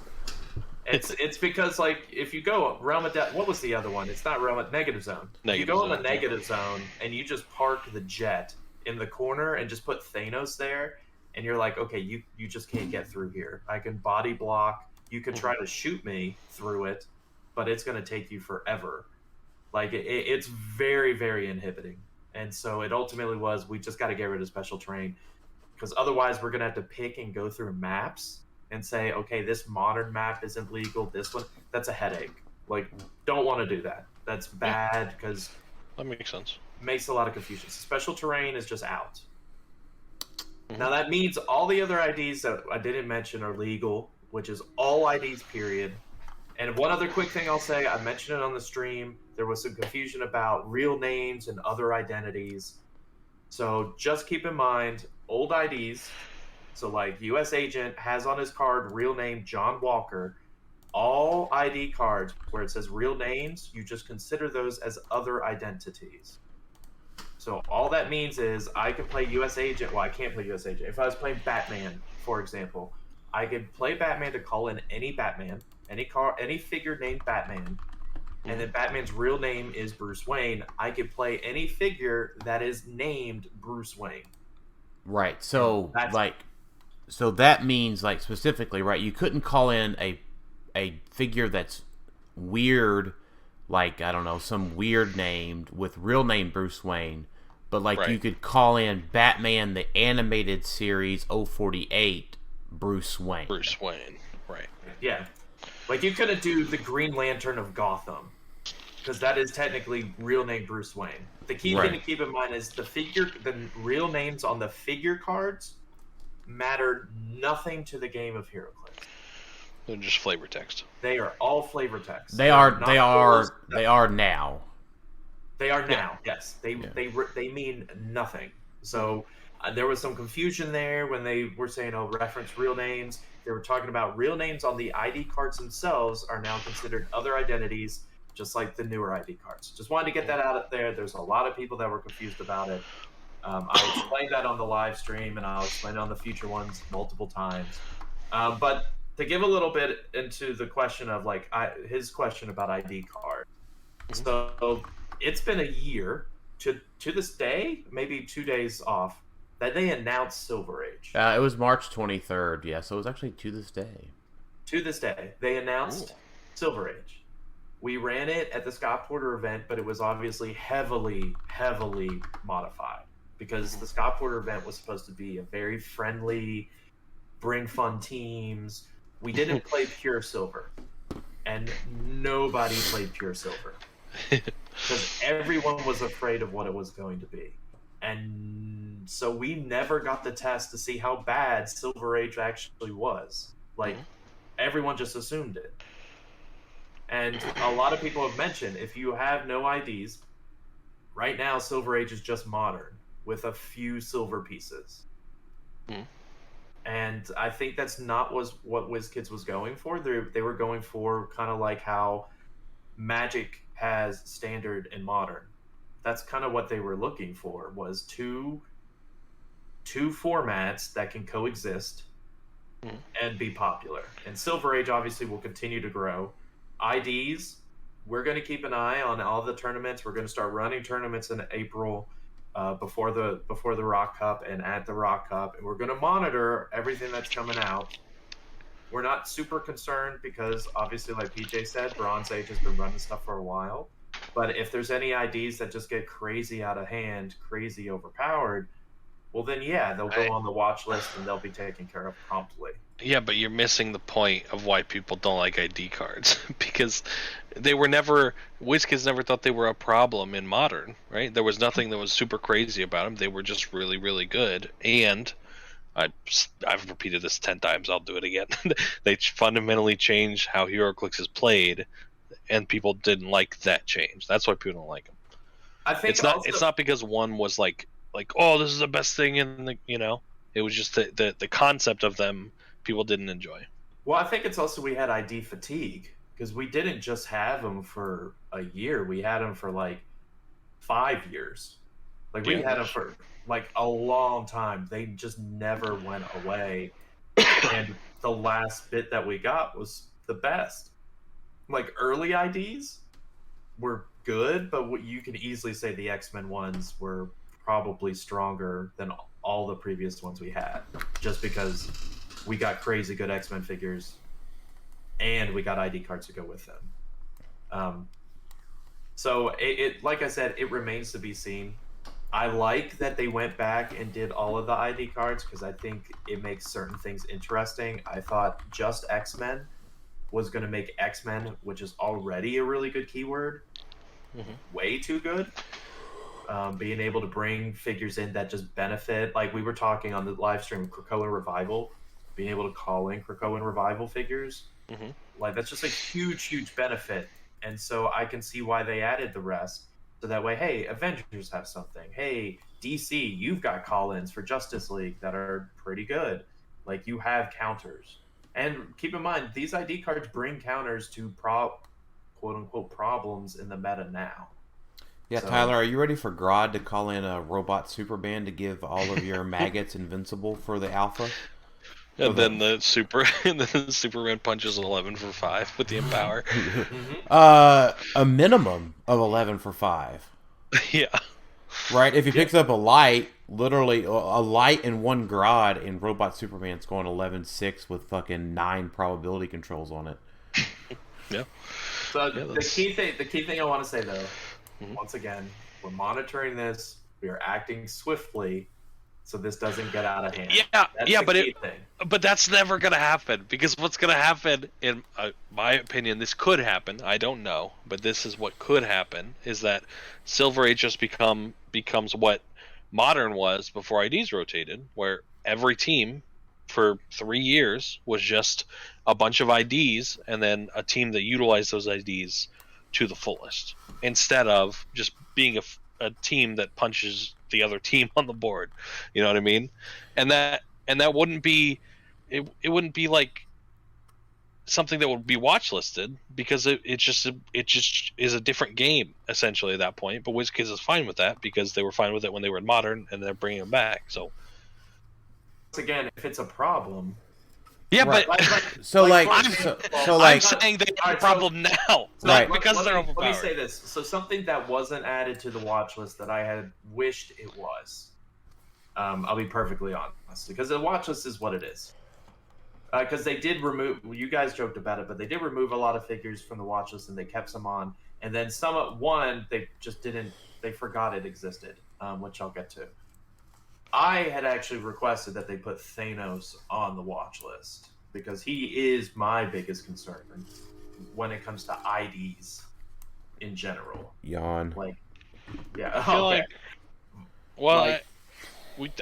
it'd be weird to ban him or watch list him before we've even seen him in a tournament with IDs. So there's where Alex is going to go. Haha, gotcha. Okay, go ahead, Alex. Well, keep in mind this watch because why would you ban IDs before you even got a tournament with them, Tyler? Yeah, we've had 3 years of tournaments with them. What do you mean? Not with this current Modern. Yeah, but you see, this is what you're missing. I don't care if they're super broken or not. I don't like them at the concept of IDs. Okay, we got it, grumpy old man. You don't. Well, no, you don't, because you keep saying, well, what if they're a problem? We'll change it. Like, implying that. But I'm saying there are a problem. Like, just even if they're not overpowered. We have not had a tournament with Silver Age with IDs. You seem to be continuing to miss my point. No, you're trying to say these Modern tournaments we had 2 years ago count for Silver Age now, and I'm saying no, they don't. We don't have the metrics. You are watching on the watch list. What you're watching for is if one ID spikes above the others and is like, this ID is a problem. It is so strong. Every team is using it that we need to nerf this. That's what you're looking for, and that you should if IDs are legal. But I don't care. That's not what I'm upset about. If the balance of one ID compared to the other. I don't like IDs because it changes how the game is played, right? And it makes it less fun. So Alex, so what Tyler is saying, like, if Cyclops becomes really good, then you're just like, nuke Cyclops, he's a bastard, right? Well, then Jean Grey becomes really good, and you're like, nuke Jean Grey, right. She's really good. Well, I mean, guess what? You're just going to eventually run through the entire list until we're like, that's Skid's ID. That's fucking on every team, Skid's ID. I kind of imagine a world where that happens, where we're playing freaking Skids, because that's the only ID legal. I want that to happen at some point. But no, I mean, there's a reason all IDs are listed on the watch list still. Mm-hmm. Like, that's still open for conversation to say, no, IDs just are a little crazy. But we just haven't seen anything because no one has played Silver Age. Just pure. Okay, what if, a hypothetical, let's say IDs are as powerful as they were in Modern, and they're used similarly to where every team has 4 to 7 IDs, and an ID is called out every turn, and it just is a stasis like that. Is that a problem? It depends on if they are if you're looking at tournament results and the top 4 all are like that. No, I'm saying unanimously. Yeah. If they were in Modern, when they were in Modern, they were ubiquitous on every team. Like, I would say 95% of teams had ID cards, and that's probably lowballing it. Mm-hmm. If that is how it is in Silver, is that a problem? Probably, yes. Okay. It really just depends on how the numbers lay out, how bad it is. But yeah, that is a problem if it gets to the point. Well, yeah, you're saying that's bad, but I'm saying that was Modern for 3 years and WizKids didn't care. Was a different Modern. That's what I'm trying to say. The Modern we have now is much more aggressive. So yes, it can use the IDs better. Wait, that one I take issue with. That we're more aggressive now in Modern than we were before? Yeah, because what I did every turn was I would TK out Uni, call out an ID that would shoot something on the other side of the map, go grab him with a Colossal and bring him back to poof the ID, and just do it all again the next turn. I was just you were alphaing with IDs. I don't intend to do anything differently except I'm going to alpha with a ID and then mind control you with Thanos. No, what I'm saying is that now almost all the teams can get across the map in a turn. Like, the alpha is there. So, sure, you could say, well, now the alpha can use IDs, but there's also the realm of where, okay, well, if you're gonna try that tactic to sit back there, I can get to you in a turn. So that way, you trying to do that, you may get one shot, but I'm going to be able to get in your face, which wasn't the case before. So well, except if the ID card enables you to nuke something that prevents their alpha. Like, I nuke their Venom Magneto. I mean, that's poor play if they just let their Venom Magneto. We're getting into semantics about. We are a little bit, right? But there are ID cards that ignore characters and ignore blocking and. There's not one for ignore characters. Well, now for targeting? Now you're just getting very specific on me, but I mean that's the one reference that you use. Wait, there has to be a call-in that ignores characters. There's a call-in. There's not an inspiration. Oh yeah, but I don't care. But there's a Quake. Okay, you can use Quake to hit me for 3. I mean, I guess that kills Venom Magneto. Sure. You could use Professor X mind control. But at the same time, on somebody. But at the same time, no, you can't do that. Can't do that. Why? You gotta pick one or the other. You're right. But at the same time, that team could also just all call in Superman and all have Invincible awaiting for your thing. It's kind of just they all have ID cards, so no one's special. That's what I mean. So yes, we're gonna obviously monitor it, see if it gets out of hand. If it's just everyone is relying on ID cards and they can't live without them, then sure, something needs to happen at that point. But adding all the older IDs, I think, adds a wrinkle to the game that could be exciting, because some of these older IDs just didn't really get to see a lot of play because the meta was way different back then, because we had resources and stuff when a lot of those were out, and the Quinjet was just a monster. So outside of the Quinjet being ultra efficient, a lot of these just didn't see as much play. So I'm eager to see what happens, but I'm cautiously optimistic. But I also understand there's the realm of possibility that it could just get out of hand again. But once again, I'm cautiously optimistic. So, and we're keeping an eye on it. And as proof of that, if you guys, once again, we already banned 3 IDs, and that happened. That happened within a couple weeks. When that was brought up, we were like, hey, we need to address this. So, same with special terrain. It's all handling real fast. So, anything else you want to talk about on the ban list, Alex?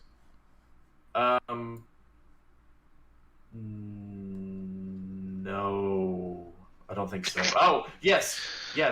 WizKids completely forgot that Goblin King exists. Okay. He was on the watch. He was on the watch list. Uh-huh.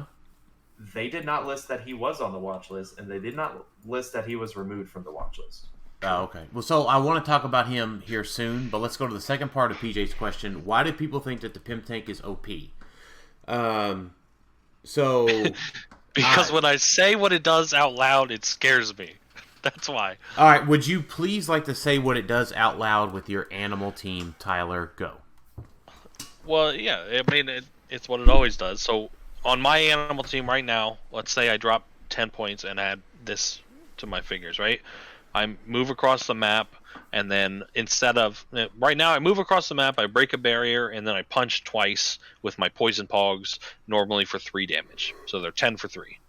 And so now, instead of one of them doing 3 damage, I pay 8 points, and now that one does 2 damage to their entire team, breaks any barrier that I want, separates their entire team, and lets me place them however I want, which is crazy right now because there's so much Mastermind, there's so much Defend, there's so much...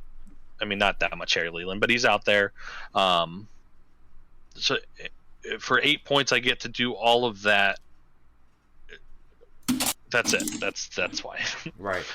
So I'm paying 8 points to upgrade a 3 damage attack into that. And I can't imagine how that isn't the best 8 points in the game.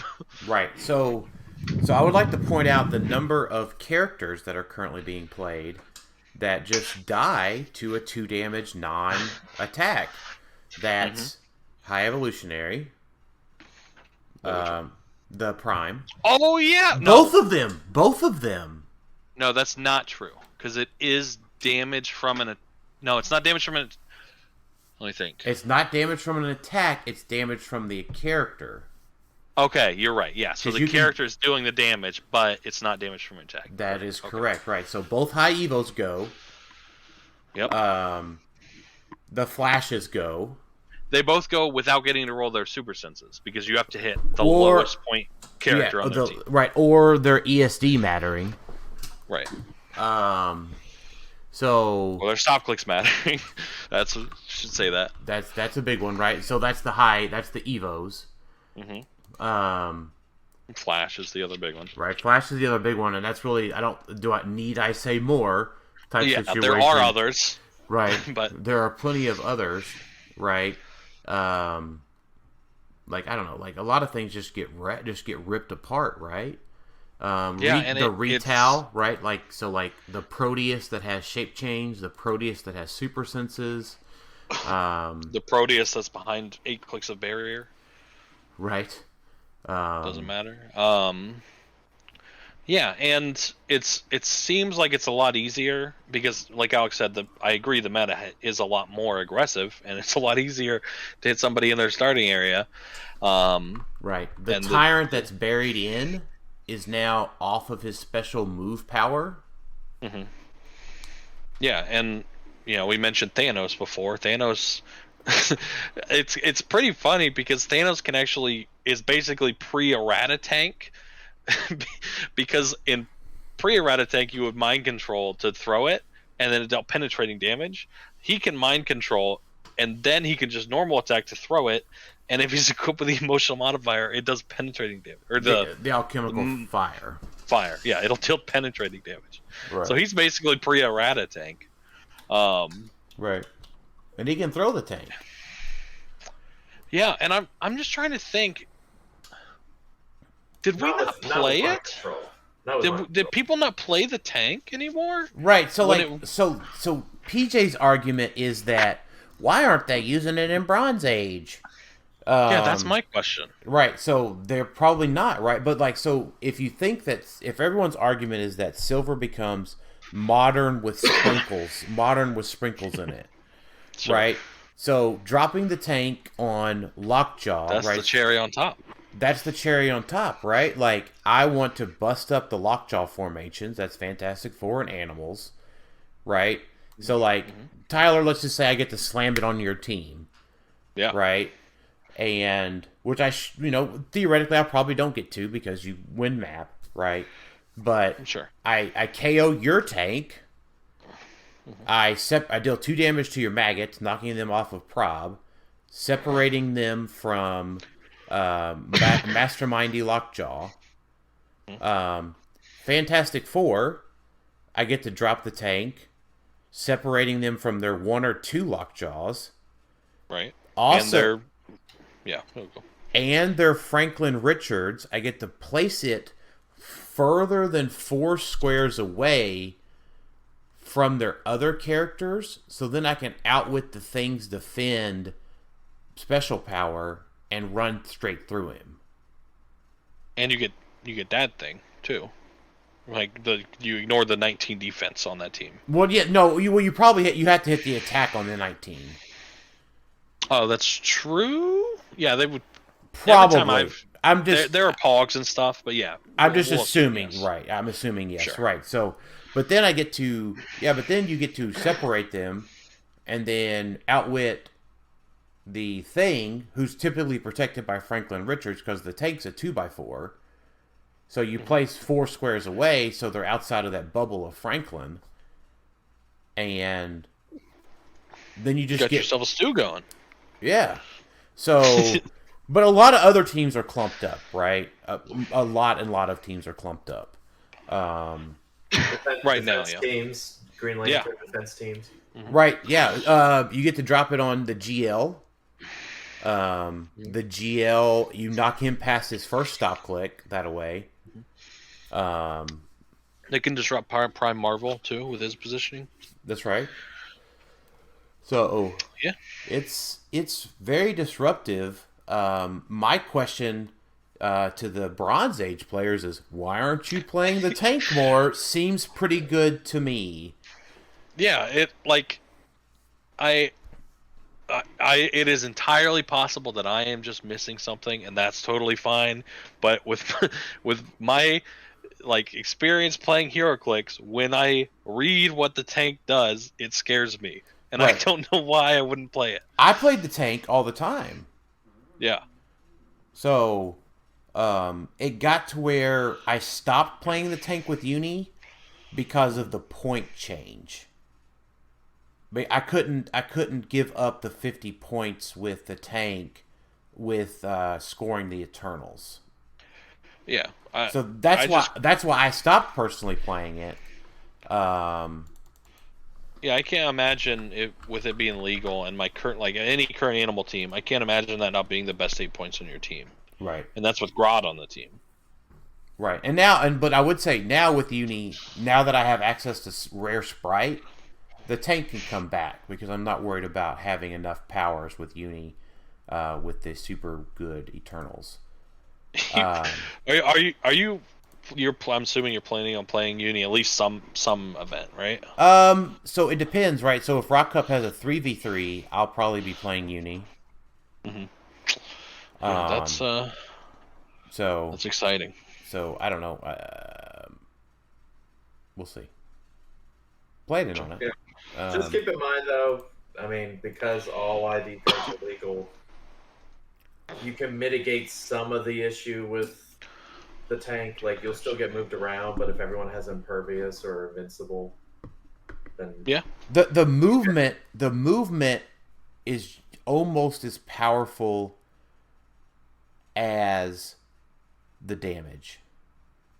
Right, but I'm saying you would have to have a lot more firepower to be able to drop the tank, move everyone aside, and then if everyone has Invincible, kill the lower points. Because the downside to the tank is obviously you're going to give up 50 points. Mm-hmm. Period. Because that tank's going to die. So I don't disagree, but you just got to make it happen, Captain. Right, and that's kind of why I kind of still like IDs a bit. Is just it helps with. It's just interesting. All of these things we're talking about is just, hey, this could happen. That's kind of cool. This is neat that the tank is a big thing. Oh, to counter it, hey, there may be an ID that could counter it. Right. Mm-hmm. And I would sort of disagree with PJ's also statement in here. This is sideline space is tight. Sideline space is not tight on teams that want to play the tank. It's not tight because it's the first thing I write down. We could be wrong. Because we play animals, right? Or you play animals. I play Thanos or Gladiator, right? Mm-hmm. On my Spider-Man family team, I have 2 things for Mary Jane. I can easily cut that to 1. That's not tight. I don't feel like, ooh, am I going to lose Iron Man or She-Venom? Nope. Fucking one of y'all are gone. Tank's in, boys. or girls. And once again, Dr. Thing's looking pretty good right now. No, he still only stops one thing. That's a nice tank you got And that's there. if you It's a play him. shame it's going to stay on your sideline. Yeah, I wasted 8 points to make him play Dr. Thing So on your force. I don't know. Like, I think the tank is really OP. Like, I don't know. Like, he's really good. He also makes the exospecs math come back really nicely. That is true. That is nice. That's the only reason. So we're like, yes. That's it. Play this. That's fair. So, let's see here. So Mark Woods, I want to point you towards Alex's series on our YouTube channel or on his Kuzinator Twitch. There is a lot of good ones. So, do you have any like just ones you want to? Like Green Arrow obviously comes back, right? Right. So I think for me the huge highlights that I like, and what I'm most excited about, right? And this is not, I don't know, like I'm most excited about 10-point soups, 10-point Lex. We can't use Giant Girl. Hold on, I had a list in the chat. I should have brought that over. The 10-point Dr. Fate that we pretty sure that we can use. Yeah. Just those. Would you ever play that over the other two? Well, no, I'm just saying. Soup and Lex. Yeah, Soups and Lex, right? Like, there's just so much value there. Yeah, the Superman specifically, because it's very offensive and very defensive. Right. Because it's you give an action to someone you don't care about, right? Like on any team that uses a Proteus, if you know you're getting hit, you action your Proteus, which you don't care about, to call in a Superman, and then your whole team has invincible that turn, and they can kill the Superman, but they get 10 points, right? Well, and the Superman can self-poof. Well, he has sight. Oh yeah, if you wanted to, yeah. He has sight. You can actually just walk him off the map, probably, right? Right. Yeah, for sure. So those two are most what I'm excited about. I mean, there's a ton of great powerhouses there. Yeah. Well, go ahead. So to me, I think the new low point ones come in super strong. I mean, you've got a Black Widow, Black Panther. You've got Wolverine. You've got a Jean Grey. You've got literally everybody under 30 points. A Marvel girl. I'm just looking here real quick. Not to take away from what Alex is doing, but there's just so many under 30 that you can give an action to whoever you don't care about to call in something very useful for a turn. Yeah, there's a lot more low point options now than there were. Yep. Before people were using Rusty. I don't think they're going to be doing that anymore. Yeah. All right. He still has a spot. But... He's poison. Well, and free IDs. If you get a free student ID. There's 2 Magnetos that you can call in. Well, you can only play 1 card. No, that's what I'm saying. There's 2 really good choices of Magnetos. We talked about that one, I think. Right. I don't know if that's when you had left. No, we did. So the inspiration itself is amazing because obviously Days of Future Past is the ideal one because those ID figures can't die. They can, but they're it's likely very, not very to. rare. Yeah. Tyler's team could actually do it. Yeah, just poison Some them. of them, yeah. But Magneto, there's the House of X one, and then there's the 2x2 one, and both of them do similar things and do kind of different things. And honestly, those were kind of the only Magnetos you wanted to try to call in. There are some big powerhouse ones. Yeah, if Thanos can call in some stuff. Yeah, but mostly it's do I want the 2x2 or do I want the House of X one? One of those two. Right. Are the options. But he also gives Penetrating Psychic Blast, which is big, so... Yeah, Colossus, Ant-Man, Ant-Man is bad. Yeah, probably. Ant-Man lets you turn your Surtur tiny so he can shoot after he retails. Yeah, but the figure itself also is absolutely horrendous. Doesn't matter. That's it kind of can, but it depends on it. Yeah, I mean, there's a Spider-Man. I'm not saying he's good, but there is a Spider-Man. I'm just saying inspirations are almost as useful as the figures themselves. Yeah, a lot of times they are. A lot of times, some of them. Just a little bit to talk about the ones that we've looked at, because we've only made it through some of the Marvel, and then I made it through some of the Con LE DC ones. All the Days of Future Past ones are solid, except for Wolverine. Blade's Claws, who cares? But you have Kate Pride gives Exploit, which is big now. Colossus gives Charge. Rachel Summers gives Running Shot. Storm gives Energy Explosion, which is still good. And then you got Penside with Magneto. The Captain Marvel card, which obviously being able to call in the CAAV Captain Marvel is huge, because you get a free Chewie. Yeah, and crazy, yeah. Yeah, he gives Cosmic Energy, or Power Cosmic, which is good. Sentry is kind of one of those low-key ones, because it gives you Range Combat Expert, which now is great. And if you use it, you take one unavoidable afterwards. So that is somewhat useful for maybe some pogs out there that you want to actually kill. Or some other figures that you may want them to take a damage for some reason. There's things there. And just RCE is it's +2 damage, right? Not RCE. +1. It's 1/1. Yeah, that's Power Gem you're thinking of. Oh, yeah, you're right. I'm dumb. Shang-Chi is really good. Precision Strike, +1 attack when making close. That's mostly good because the War of the Realms Shang-Chi is actually really solid for 50 points. Charge, Flurry, Exploit, right? Yeah. Solid stats. Generally good. Better that he could be called in. And then you've got your Impervious from Colossus. You've got Professor X Shape Change. And then you've got a Psylocke that could do Exploit as well, which is kind of neat. But you've got some out here that are... One I looked at that was kind of interesting was Namor. Because Namor gives out the dolphin transport symbol. Yeah, that's true. I'm assuming transport is not a thing anymore, right? Right, he gives a dolphin symbol. So. So, here's what's funny. I'm just looking through. So you get a Wonder Woman, you get a Harley. I just fucking forget how. I don't know. I'm just really fired up tonight and a little bit out there. You get to call in the Flash for 30 points. Yep. Yeah. That's just 6 damage without an object, right? Yeah. Or just something that can self-poof, right? Charge, poof, ignore. Yeah. That's pretty good. Charge, break a wall, charge, attack. Yeah, so one thing I wanted to mention real quick with Namor, he gives the transport symbol and modify combat values by +1 occupying water terrain. We have a 50-point Namor chase in CAAV that creates water when he starts the game. He can Smoke Cloud as free to lay water down. So you can just give everyone adjacent +1 stats, and they can't be shot from 5, whatever the 4 dolphin symbol means now. 4. Yeah.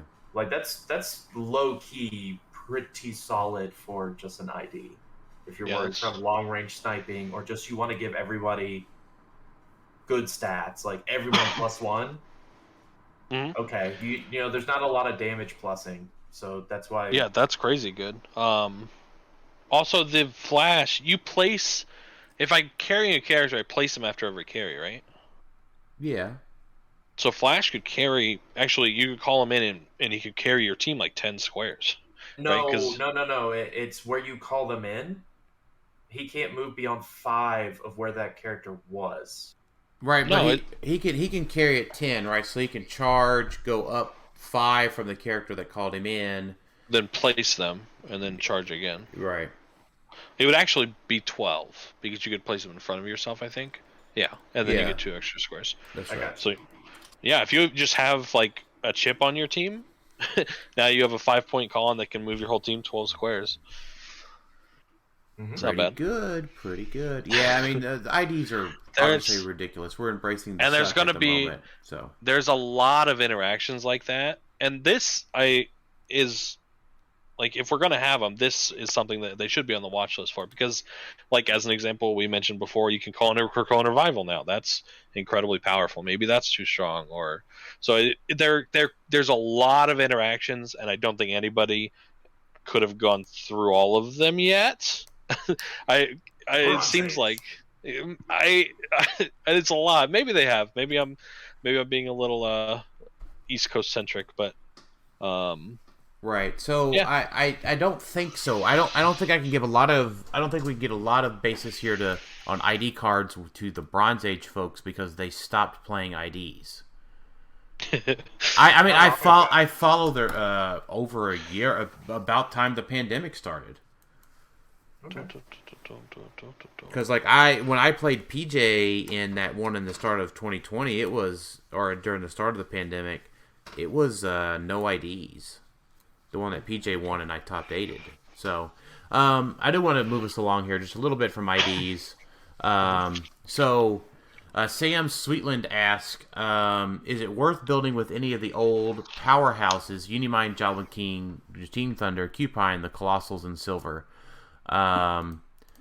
So should Silver Age feel more competitive than Modern when you play it, or do you guys want it to be more of a casual format with erratas, bans, limits, such as resources being banned? I want to answer the second part of the question.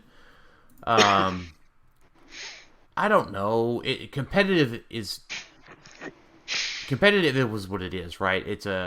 I think to ask the question in that sort of way seems to me that like it makes it seem like competitive is not fun. Because if it's offered with big prizing, it's competitive. But competitive is also fun. Mm-hmm. So if you want it to be casual, strip every bit of prizing away from it. But that's not obviously happening. So it is competitive, then just go for it. Yeah, so Silver Age, everybody knows, non-competitively has been a thing, right? Since the dawn of HeroClix, since rotation, there's been a Silver Age. If you go to your local shop, they'll say, we're playing Silver Age this week, and people generally not know it. Every shop had a different version of it, but this is specifically trying to move it into competitive play. That's so right. This isn't really for this announcement. Casual players aren't going to care about the Silver Age announcement because they're casual and they play all this stuff already, right? Whatever they want to play. So the announcement, everything that's going on right now is specifically for competitive players, and The Rock, it sounds like specifically. So. That's right. So I wanted to talk about the 3 big dogs that Sam asked about, and I want to rate them from kind of just real quick. People forget this. Q Prime is legal now, right? Yes. He's still legal. So yeah, a lot of poison exists though. Yeah, that's why he's online. Yeah. So Jakeem Thunder. I think Jakeem plus Galactus plus Lockjaw is a consideration. Jakeem Thunder without Galactus is not a consideration. I think Jakeem has been outpaced. Yes, I typically agree. That's why I'm talking about him first. I don't think it's very rare that you should worry about him. I think if you released him as is, even pre-errata and Gladiator in the same set, I think Gladiator is probably better. Right, I agree. Outwit hurt Jakeem way too much without help. Mm-hmm. Now, is that because pickup power's not as good as it was before, or is it because we just haven't had good pickup powers and we're he's actually just wait. I'm having like a vertigo moment. Were we not allowed to outwit powers that Jakeem picked? That's right. Yeah. So that's how outwit used to work. That's awful. Right. So why did we accept that? Right. So outwit, you used to not be able to outwit powers that weren't on the dial. Yeah. So completely forgot. I blacked that out. Right. So Jakeem was released during that time. The rule change happened in August of 2017. He did manage, Dustin Cedars managed the top 8 Rock Cup that year with Jakeem, and that was the last thing to my memory that Jakeem did really good with. Dustin won the Nationals that year, pre-rules change with Jakeem. That's what made Pick a Power so great at that time too. Like that's why. Well, I guess Al Jordan was later, but anyone that had a Pick a Power that was just that seems so dumb. Right, but I guess it was the early part of I guess. Okay. Yeah, so I mean it was part of it. So Jakeem probably not any of the powerhouses. I mean, is he playable? Probably. He has a lot of bag of tricks, right? Mystical, really good, lots of barrier. You know, he can call out good pointed IDs, blah, blah, blah. Yeah, it's definitely possible to win a modern game or a Silver Age game with Jakeem. That's right. So, and in second place, I want to talk about my good friend Uni. And do I think that Dan Powell could play him well? Yes. Okay. Is it much hard? Is it much harder than it used to be? Yes. Yes. The change to Invincible hurts Uni really badly because you used to not be able to knock him from top to stop with just one attack because of his Invincible. Now you can knock him from top to stop. He's also got a lot of help too, though. He does. Right? Where are you thinking his help comes from? So offensively, his powers all work together now, right? Okay. Anything you pick. That's right. Hypersonic. Okay. Right. DCE. Mind control is better. Right. You know. That's the other one I was going to mention. Right. But defensively, I guess I can see how he's probably gone down a little bit with the Invincible. Right. And typically, I put a lot of weight. He also the willpower helps him a lot too. Willpower does help him a lot. Yeah. So I put a lot of aspect on how defensive Unimind was.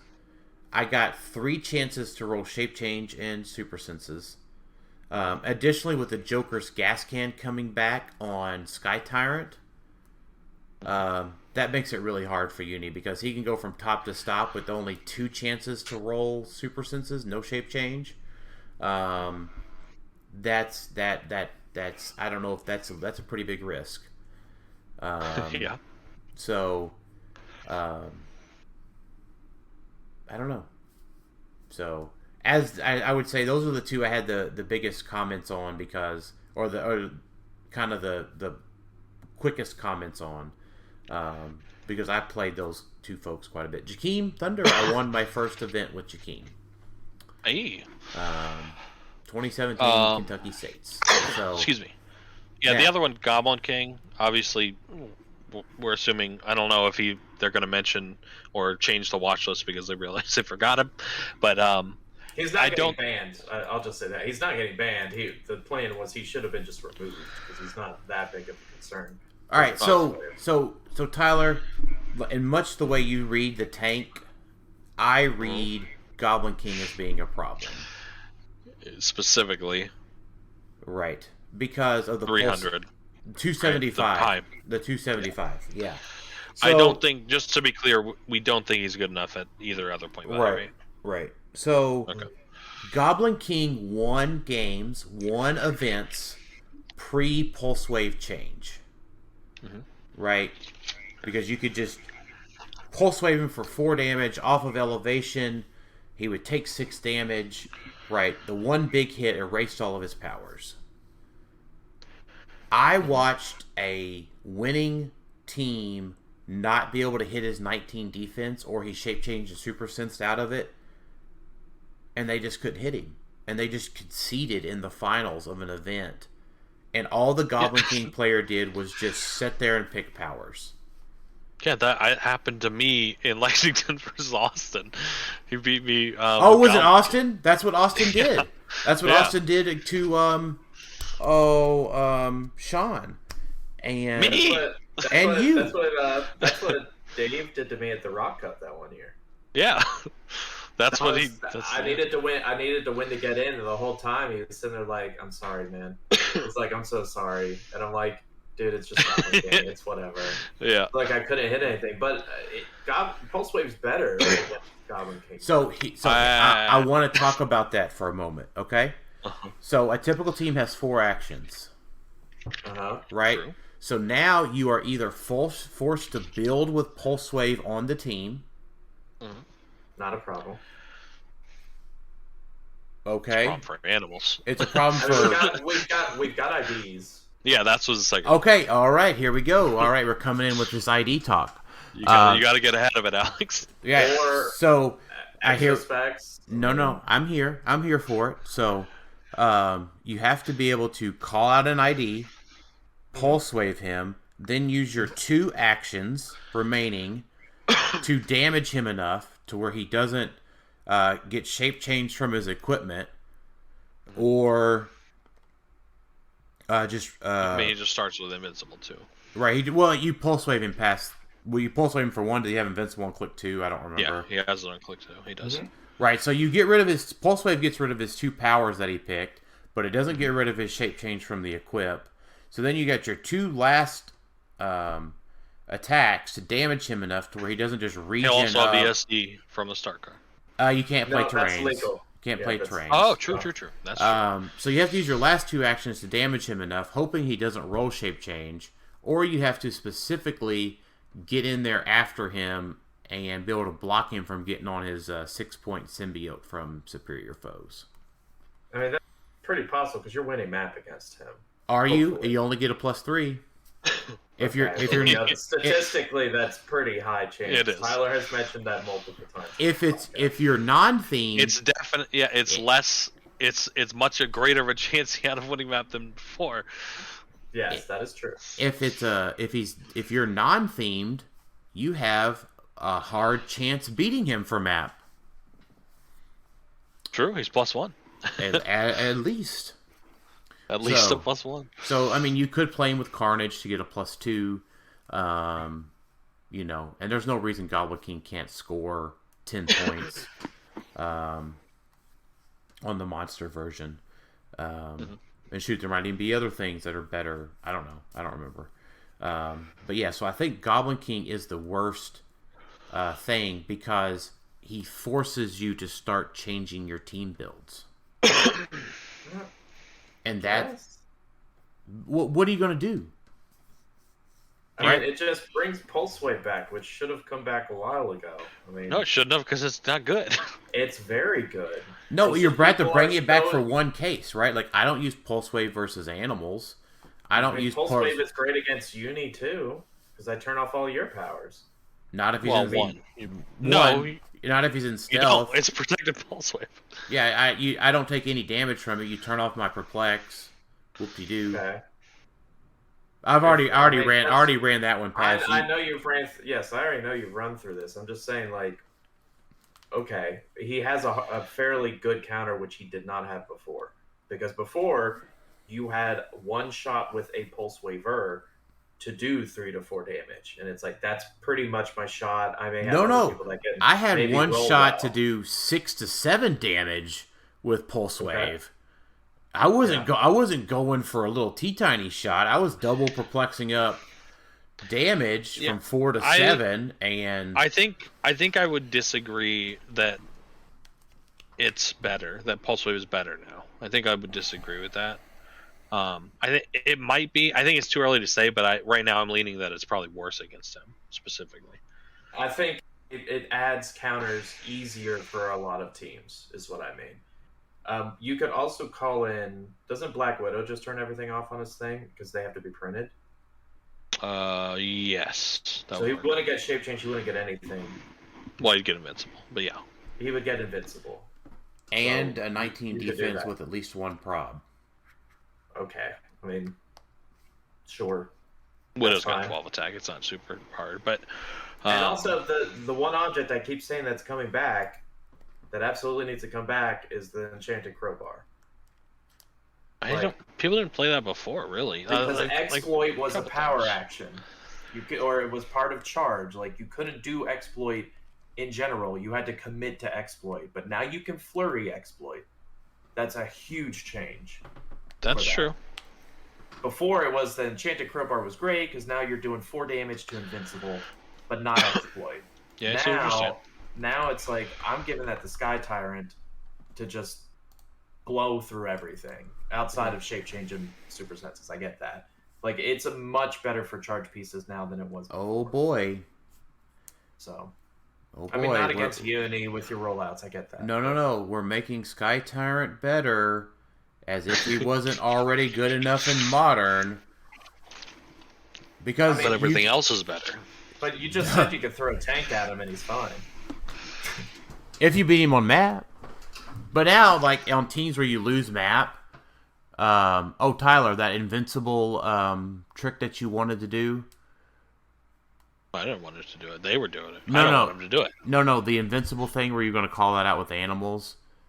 If you lose map, Sky Tyrant's going to have a Joker's gas canister and a crowbar, and a perplex or two. So he's going to be 14 with against your invulnerability. So he could also call it. So if he could bring someone over, or they get someone over, they call in Shang-Chi. He would also get precision strike plus 1 to close attack. Right. You're making me super excited to play against Sky Tyrant now, Alex. You're not helping your case at all here. So I think for this stuff like this, I think we're gonna have to wait and see play. Nobody really knows what's the best right now. Right. Like, you can name 50 things that sound broken, but which one is the best broken thing? So we don't know what's the best right now. So that will take some time. I agree. It's the dodecahedron. It's growing into more than that. So we don't know that. It could. We're rising through the levels now. It could level off to a very thin point. We don't know. Yeah, but right now it's wide open. We don't have any vultures or Hawkeyes, thank goodness. So yeah, that's the key thing. That would whittle down the. Right. Which is also where I think people forget things too. Like, I think people forget when IDs were going out, we were in a bad spot with the meta. Like, that was when Vulture was like the king supreme, and you had a couple of counters, sorta. Yeah. So IDs went away, and Vulture won the next 2 largest events after that. Right. So, like, that's what I mean is people forget that was kind of just a bad time. Like, if I look back on the meta at that point, I do not look back at it fondly. I look back at it and think, it was fun to play in, but I think the meta got a lot healthier in 2 phases. One was when ID cards retired, and the other was when Vulture retired. And now we're great. And it's been good for a long time. Yep, I agree. And it still is good right now. It's gotten better because they've added pieces that make other theme teams better. I think it's also just that they're making it to where, you know, the switch outs. I think the switch outs is what makes a lot of teams possible, and a lot of the meta where it is, because you can switch out a lot of things. I think it's a lot of things. There's general mechanics, like different turn mechanics that set mechanics, right, that they've added is just. So it's been great. So to that point, Jack Smith wants to know, while new mechanics are great and I think good for the game, how do you think the massive influx of constantly adding new ones will make the game too complicated? I don't have an issue with that. I like the, not one-off, but like the sort of mini things that we get for a while. I think they sort of are on a cycle. They'll rotate in and out. And I think that's fine. I don't think it's too overloaded. I think more options are generally a good thing. A big one that's obviously coming up is going to be the tarot cards. We'll have to see how that plays out. But right now, I think they're doing a really good job of bringing in. I most of the time I'm excited when I see a new mechanic. I will abstain about mentioning Recruiter. Yeah, Recruiter just wasn't good. No, I think it's good, but I hate it. I mean, it's about to get bad again. So why?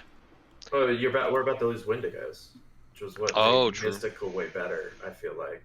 Yeah, I mean, yeah, I played it like I think 4 times in our last tournament against it, and yeah, I don't want to deal with him, and he's 6 clicks long with 18 defense, and if I don't deal with him, like the worst thing in the world is moving across the board and not killing their Surtur or their sorry flashbacks their Wendigo.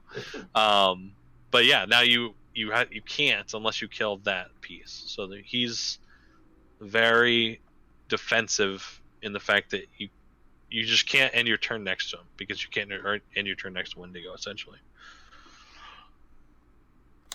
Sorry. You're fine. You're fine. So Peyton, thanks for writing in. We did talk about con exclusives.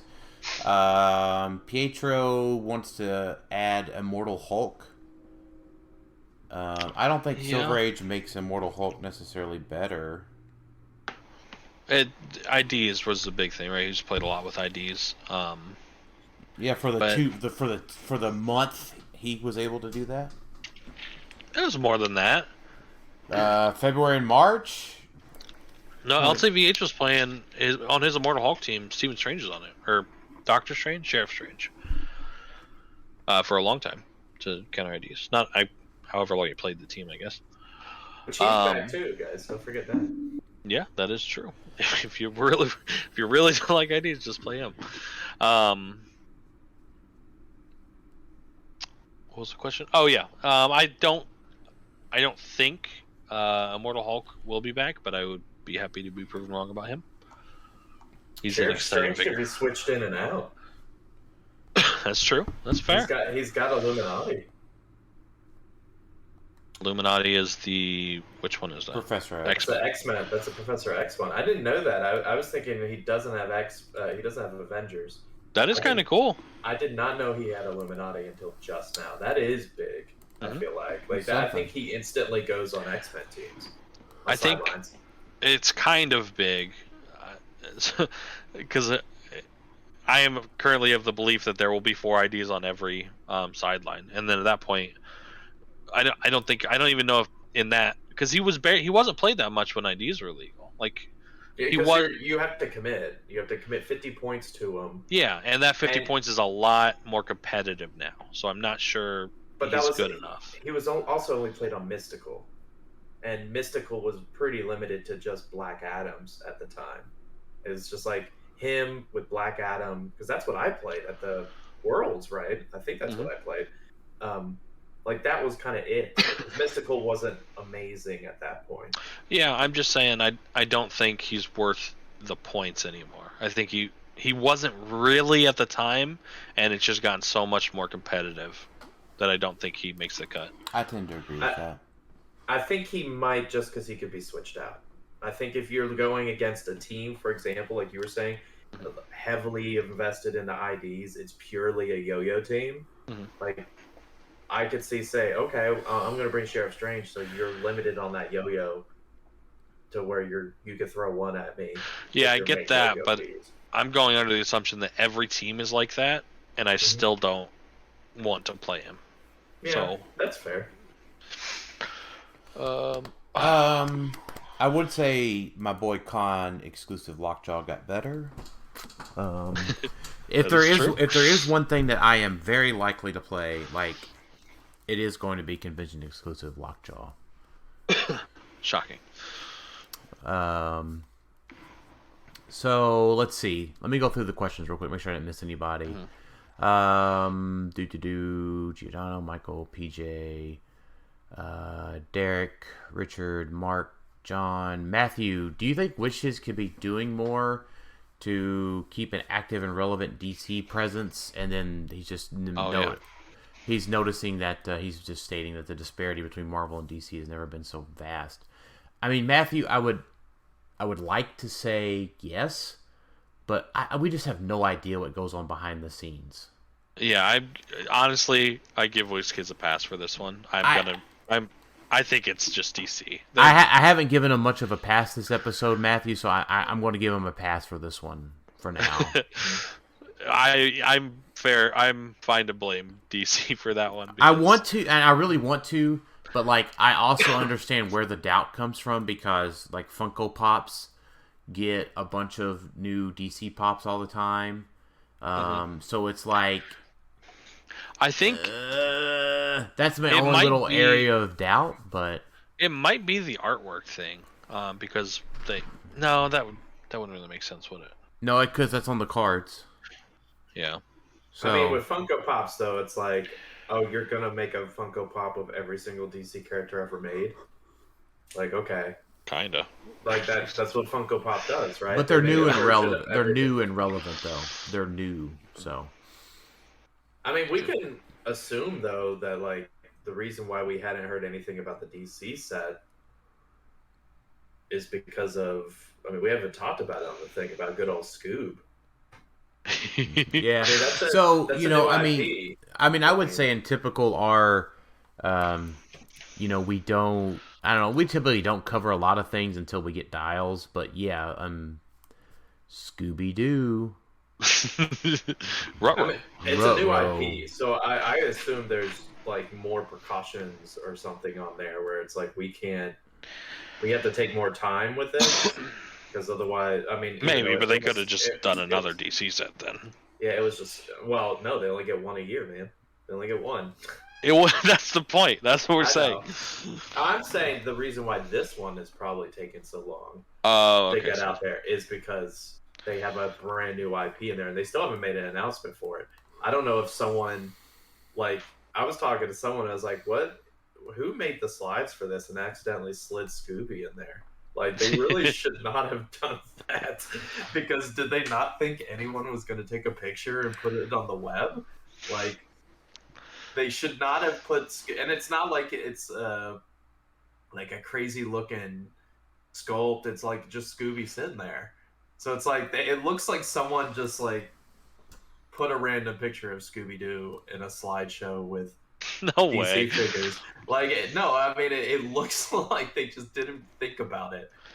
Because it is, like, every other IP has been a bigger, like, Ninja Turtles, Star Trek. Well, so my understanding from reading the things is that Warner Brothers owns it all. So it might as well, DC might as well be called Warner Brothers maybe at this point. Right, but it's still technically a new intellectual property that hasn't been seen in WizKids HeroClix form. Yeah, they're giving WizKids one of their new IPs. Right, Gotcha. so it's one you would have thought there would be more flair, and so they would have kept it a little more close to the vest and been like, hey, here's a new solicit. Guess what? Here's a new... I don't know what they named the set. Did they show a name? No, they didn't. So here's a new DC set. Guess what? We got Scooby-Doo! And it's like, okay, cool. Like, that would have been cool. Instead, we get a grainy picture of a random Scooby-Doo figure. Well, yeah, that's the early slideshow, like trade show thing, right? They'll probably do an announcement, I'm assuming. Yeah. Yeah, I'm just saying, like, whoever planned that just shouldn't. If you hadn't have included Scooby in there, people still would have been fairly excited for that. Like, the retail people or whoever's at the show. Like, they've been like, cool, the Teen Titans, what is it, Teen Titans Go? Cool, that's neat. Like, cool. So, I don't know. I just thought it was funny that someone slipped it in there. Dan, do you have an opinion on Teen Titans Go? So, like, do I have an opinion on Teen Titans Go in general? Yeah, I'm just curious. A non-comparative opinion? No. Everything's in context. Okay, so... I would say my majority of my opinion is I like Teen Titans Go. Okay. Now, would I have preferred other things before Teen Titans Go? Yes. Sure. But am I going to enjoy Teen Titans Go? Absolutely. Sure. Go Teen Titans, go Teen Titans, go Teen Titans, go. I think I'm just a curmudgeon-y old man on this. I hate Teen Titans Go. And I know it's just because I've had Teen Titans before. It might be a funny show on its own or whatever. I just can't stand it. It's kind of like now I watched Teen Titans Go before I had a kid. But it's kind of like Bluey. I don't have any idea what that is. Okay, so Bluey is marketed as a kids TV show. Uh-huh. But you might as well be watching, like, a sitcom. Okay. It has things for adults too, is what he said. Right. Yeah. Like Rocco's Modern Life or Ren and Rocco's Stimpy. Modern Life should never have been for kids. Yeah, I was not allowed to watch. Right. So Teen Titans has like goofy things like, ooh, Robin ate 30 pizzas and is sick to his stomach. Saying. Right. But like, yeah, and I get that it could be a funny show on its own. I don't deny that. Right. But it's got the same voice like, actors and everything. There's like adult themes and lessons to be learned there as well. Yeah, I agree. It could be a great show on the merits, but it's because it just uses new IP. Just make a different show. Don't ruin Teen Titans. So maybe Teen Titans Go is not big enough to like justify like its own set that they want to do. I think I agree. I much preferred the original Teen Titans series, although it got ended abruptly. But there was also like Superman animated to pull from. Justice League Unlimited still. You could have had a whole nother set of Justice League Unlimited. Yeah, that was a big show. So, and the original, you could also had the original Justice League series. But I as a collector, I love it all. Just give me all the little figures. I'm going to love Scooby Dooby Doo. I'm gonna go charge your maggot Tylor, and I'm gonna go Scooby Dooby Doo. You crit miss, you say Ruh-roh. You have to. Or you miss your super senses, and I'm gonna go Ruh-roh Raggy. Take 5 damage. Yeah, and even on the Teen Titans Go, so I want to be clear, if it's between that and nothing, that's better, right? I'm always excited when there's a new IP. New figures is cool. I just, in comparison to what could have been, I'm upset about it. Yeah, I agree. All right, so as you can tell, we're rounding out questions for the night. Chris Stockhouse wants to know, what is a vacation? I would like to thank Chris for slanging chicken for us in the greater Ohio area. Not for me personally, I don't live in Ohio, but and then William K. Holland gets beat up on by one of our teammates at the local store, and would like to know how does one beat Legacy card Thanos? Generally, if there's a timed game, the best way is to try and kill everything else, and hopefully he can't score enough points. That's a good method. That's about the most consistent method. Yeah. Yeah. I think that's pretty much sums it, right? Because I've played like 8 or 9 rounds with Thanos now in competitive play, and Thanos has only gotten to his toughness clicks like twice. Sure. Also, a Power Gem Sky Tyrant is still nothing to sneeze at. It's coming across and smacking you pretty hard. That's right. And then if you hit him hard enough, and then if he rolls low on his gems the next turn, then you're in a really good spot. If he rolls like a 3 and he gets the mind control, regen, and run away, that makes it tougher. But if he rolls a 1, he basically has to pick the regen one, and then he's not really doing anything because his stats suck.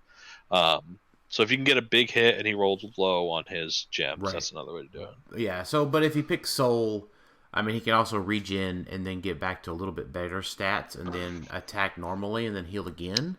Yeah, he's normally healing for 2 to 4.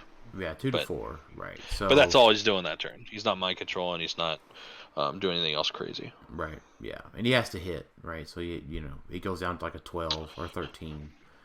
Yeah. But if he rolls a 3 on the regen or a 6 on the regen and then hits you, and he goes back up those 4, he can get back to a 15 attack.